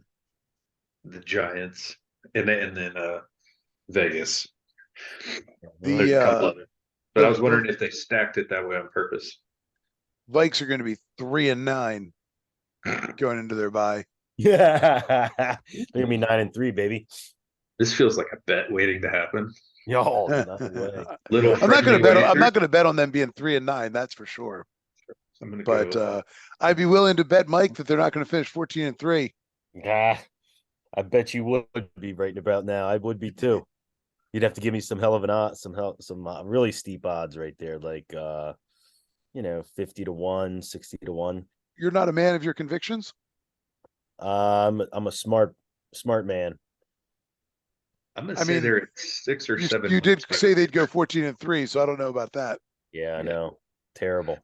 And do we need to review your picks from last week? Terrible. All of them. They're horrible. They're all freaking terrible. Yeah, we That's know. why I don't. That's why I'm a degenerate gambler. I'm not going outside of my system here. The system is all I'm going to stick in. It's all I'm going to bet this year because I lose every other game I bet on. You're down 20. So yeah, keep it up, bud. Listen, most people, if they go and they bet 1, 2, 3, bet 4 games, bet $400 and end up down $20, not shabby. And on top of that, mostly a terrible day in regards to outcome. So this week, I challenge that I will not be in the black or in the red. I will not be in the red after this week. I will be in the black after this week. This week, I want you to study up on which is red and which is black. I'm going to, because that's the second time I made that mistake. Can I use green? That makes more sense. Can I use green? I'll just use green. Please bet on green. Put all your money on green, and let's just see how it Oh goes. yeah. Well, if it hits, you make a ton. You make a fortune. Hey man, That's the double zero, isn't it? I love betting 0-0. That is my favorite number to bet. Of course. I like to drop those chips right between the 0-0. All right, And boys. you would be surprised how many times I've hit that. Really? There you go. Interesting. I sent you Last my crazy bet for the week. I just sent it to you guys. Okay. Last time we were in a casino, I walked up and I put like $5 on 0, and I put like $5 or $10 on 0-0, Uh-huh. and I hit 0. Nice. So yeah, so right off the bat, I got a 16-1, I got a 32-1 on my $5 and my my two $5 bets. I sat there and I'd bet 000 or like 000, just like putting on the line. That's 16-1. Sometimes I play just put one on both numbers. Maybe I'd pick one other random number and then I put, a couple on red or black or even or odd or or I'd pick a column or whatever. And but I played with that. I played with that house money. And while we sat there, I hit 000 maybe 6 or 7 times. I hit, either I hit it at 16-1 or I hit it 32-1, but I hit it, I mean, easily half a dozen times in like 15 spins, 20 spins. And it was great. And then I went and blew it all somewhere else. And that's that. But like, but yeah, no, 000, man.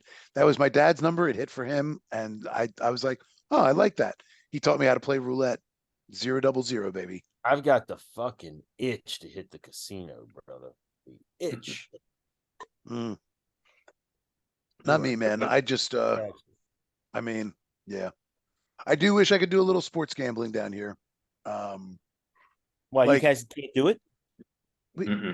Yeah, don't you remember that whole discussion? Yeah, we can't. Not in Florida. Oh, I thought that was like everywhere now. And we got casinos down here, for crying out loud, which is stupid. So you can walk into a casino, and there's no sport book, right? So you can't bet on games at all, right? Anywhere. I mean, I'll be honest. I really don't. I don't know if there's a sports book at the Hard Rock, the Seminole Casino. I'm not sure. I assume there isn't.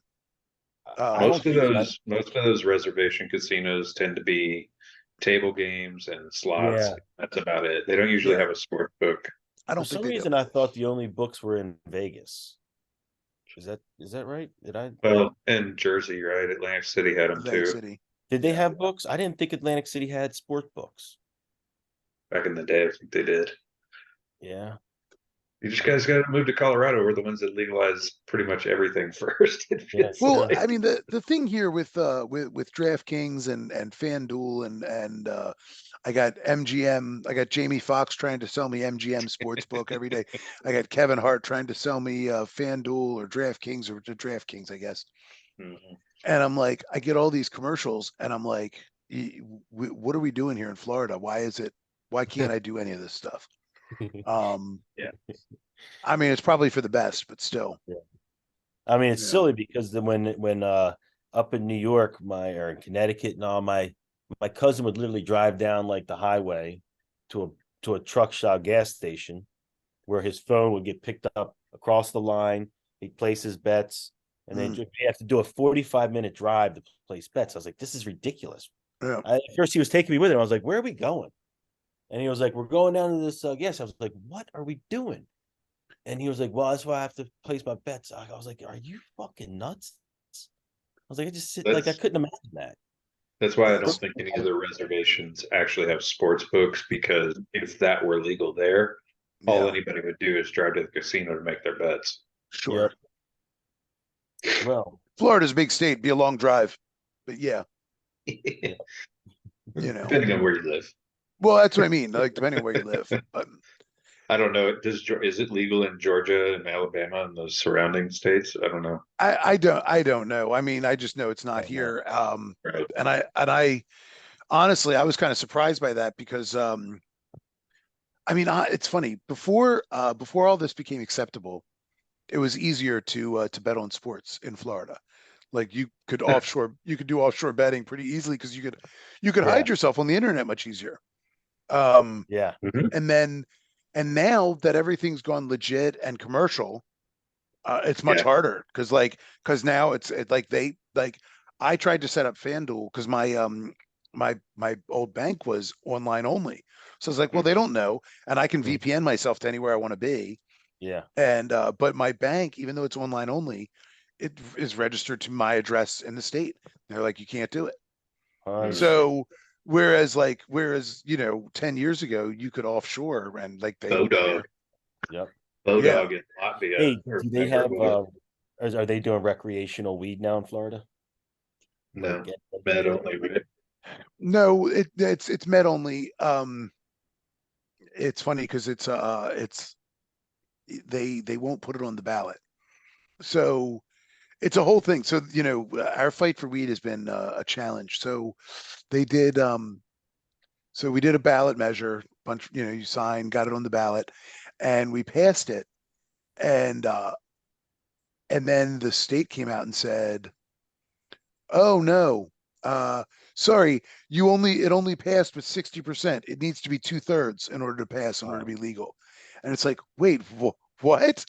So Right. then they had to get it back on the ballot again. And they tried to fight it to keep it from getting on.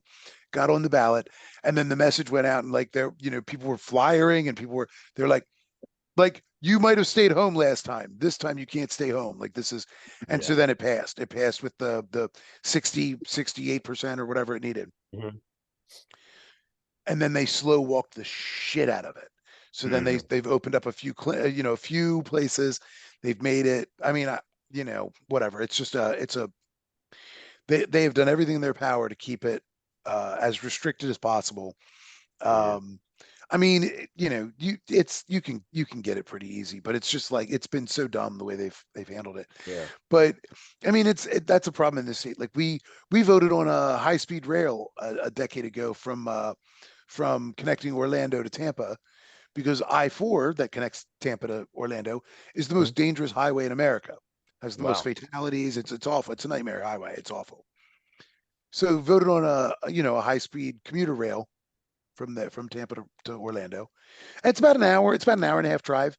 Be great. A train would be great. It would Mhm. siphon off a significant amount of traffic between the two cities, and then hopefully it would be a hub for high speed rail from Jacksonville maybe, or from Gainesville. I mean, Gainesville is not a big city, but like because of the college population, Mhm. to be able to high speed to Orlando and eventually to Miami would be very desirable. Mhm. Mhm. But then DeSantis came in after that passed, and he's like, "We're not doing this." So it didn't Sanctimonious. it didn't matter that the majority of the people voted for it. He's like, "Nah, we're not fooling with it." So they've just basically put it on the shelf because since it was voted for and approved, he can't say no, we're not doing it. So they've like formed a committee to research it, and they've been doing that for 5 years now, Hmm. researching. So, there's always a way. I know we're not talking politics, but yeah, that's it's exceedingly hard to get anything done here if and in this state we have a strong governor, and I don't mean DeSantis. I just mean like our system is set up with a strong governor, Mhm. and it's really hard to do anything if the governor's not on board. And Yeah. DeSantis isn't on board for anything like weed. Or I mean, he is an absolutely criminalized weed guy. He Oh, does not.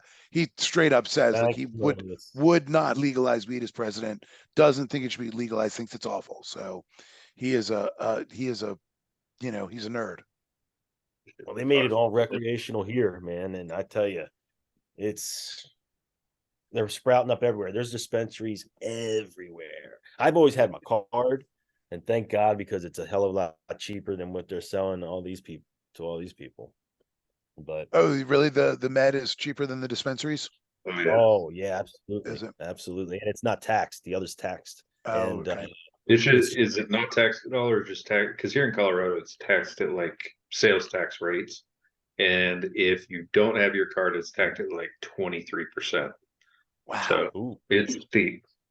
yeah. Here we don't pay tax on the medical side, and then on the whatever side, it's sick. I don't know what I saw on my car on the thing. I think it's like a sales tax, but I don't know if it goes up or down. I just think it looks like just a regular sales tax, but it's more expensive just in general. Like an And eighth is you're like 50 or $60, and I'll get it for 35. So it's probably an ad valorem on it then, or something like that. and then on the medical side, if it's the same as it is here, the amount you can purchase is dramatically Yes. different. Yes. And they can't participate in the sales where we can. At least that's the way at this some of these dispensaries, but I don't know if that's a What do you rule. mean? Who's they can't? What do you mean?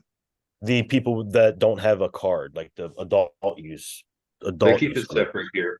They keep it separate. Yeah, they keep it separate. So you have a medical card, you have a different line, you Oh, get I through the see. line quicker, Mhm. your prices are lower, stuff like that. You can buy Half Gotcha. them. the Most of the places here just either flipped to only med or only rec. based on their clientele. Interesting. Gotcha. But I have a buddy who came out here recently from Florida who has his Met card, and he bought a bunch of stuff in Colorado because he goes, our shit is not like your shit. Is Yeah. what he told me. So Well, Interesting. how long ago was that? last weekend. Oh, okay. Yeah, I was gonna say because when they first, well, when they first did it med here, they only did low THC. Mm, So they did that like Yeah, I've heard about that too. Like someone went to Right. California and they were buying vape, and the vapes were like 93 or 94%. Whereas Yeah. I was only able to find them as high as like 89. Now I was lately able to find 91, 92%. But my recommendation to you is stop looking at the percentage and look, is it made with rosin or is it made with distillate? Mm. for the It's vapes, well, don't the for a health reason. don't the rosins come like they say it? That's like a special type of vape. It's like a Oh, resin vape. you can get them in any kind now. At least here you can, but you don't want the distillates. It's the kind, like if you've ever baked a lot and you feel like kind of a Yeah, little congested and stuff, yeah. that's from the distillate. The rosin is actually using real oil as opposed to mixing in chemicals to engage it. Gotcha. So, sorry, I know way too much about this. It's been legal here in Colorado for quite some time. So Yeah. Yeah, and society didn't collapse. It's weird. yeah, no, actually, they got all this extra money from weed, and they still won't clean my roads from snow somehow. And our schools haven't gotten better either, so there's that as well. So It's because it doesn't but go to we're any of that stuff. but we're not talking politics today. No, we're not. All right. Well, I sent you a link in the chat, by the way. I saw it. I saw Good. it. Yeah, and I put it up here and put a bookmark on it. That's what all I right. used to use back in the day Got my before bedtime, it boys. got approved. Well, on that note, gentlemen, I know you got to get up early. We've been at this a Yep. long time, and Yep. of course, we were at it a long time because we had to spend an hour trying to explain to Mike that that a player in the 1950s and a player in 2020 is not the same thing, and you can't compare them exactly. Yeah. But that's all right. It's okay. One of these days, Mikey the Greek will figure it all out. Mikey the Greek has, and we're tracking over the course of the season just what I've figured out. Indeed, sir. Indeed. Cracked the code. Yep. No, indeed. I want to say one last thing. The Tua's little brother looks pretty good at Maryland. I don't know if you pay any attention. Looks pretty good. Maryland looks pretty good, surprisingly. Michigan State being the only team they played, but About the two Colorado teams both getting just absolutely waxed last week. Like yeah, Colorado a little high on their own supply, I think. I think it's a bigger statement of how good Oregon really is. Well, yeah, but I think also there was so much hype that built up about the Buffs, and they looked like a team that went into that game expecting to just like not have to work for it. Cakewalk. They were a 21-point dog. Like I know, but I think that's like insane. Yeah, I just think anyway, but yeah, Oregon looked really good. Yeah, I mean, there's no time on this show to talk about college, that's for sure. Oh my, Yeah. oh my gosh. All They got USC this week. Well, we'll find out if Oregon's really that good or if CU is not quite as good as people thought. Well, I think the bottom line is Colorado's been bad for a long time. They have. And so on some level, any kind of excitement is itself a story. Absolutely it is. There's not been a good college football team here in Colorado for some time. The big exciting game is always the CU-CSU game, and that's just because of the rivalry. They haven't really been competitive on a national scale. No, it's been a little while. I was trying to see. There was one other game. There was one other. Oh yeah, I was going to say that that Ohio. I mean, I know Ohio State, but that Ohio State Notre Dame game was a really good one, actually. Two teams I hate so much. Yeah, I do too. Well, because again, I started watching Miami in the Catholics versus convicts days. Mhm. Mhm. And I Turn- love Miami back then, brother. and now years later, man, like who knew that the convicts were the good guys? Yeah. I used to live in South Bend, so that's why I hate Notre Dame. And I just started siding with Michigan, and I refuse to support OSU. There you go. All right, Uh, ladies. On that note, Yeah, we call it a night. past my bedtime. Yeah, me too. The Greek will return next week to share his knowledge again. We'll see. And until then, I'll also send the pics of the betting slips over the weekend. Send proofs. Proof or it didn't happen. Proofs. Pics or it didn't happen. You got it. I sent you mine. So yes, well, I love that. I love that. When he first sent it, I thought it said that you won, and then I was like, oh, he just bet it. no, and it's all money lines too. It's not, none of them are with the spread. It's straight money lines only. Still good. That's Means, still a great investment. $10 into 644. I'll take that any day. I have a friend who says I'm insane because every week I send him a screenshot. He's like, I love you. That's all he said. All it takes is once and you pay for the season, basically. Sure. Yep. Did you bet Arizona? No, I did not. Last week did not work out because the Cowboys abandoned me. So did the Ravens. So yeah. I think I hit 7 out of 9 last week, and those were the 2 I missed. Okay. Ravens screwed both of us. Yeah. All right, gentlemen. All right, ladies. Good fun. Talk to you later, boys. Talk to you later. Yep. Hey, everybody. Thanks for watching. See you next week.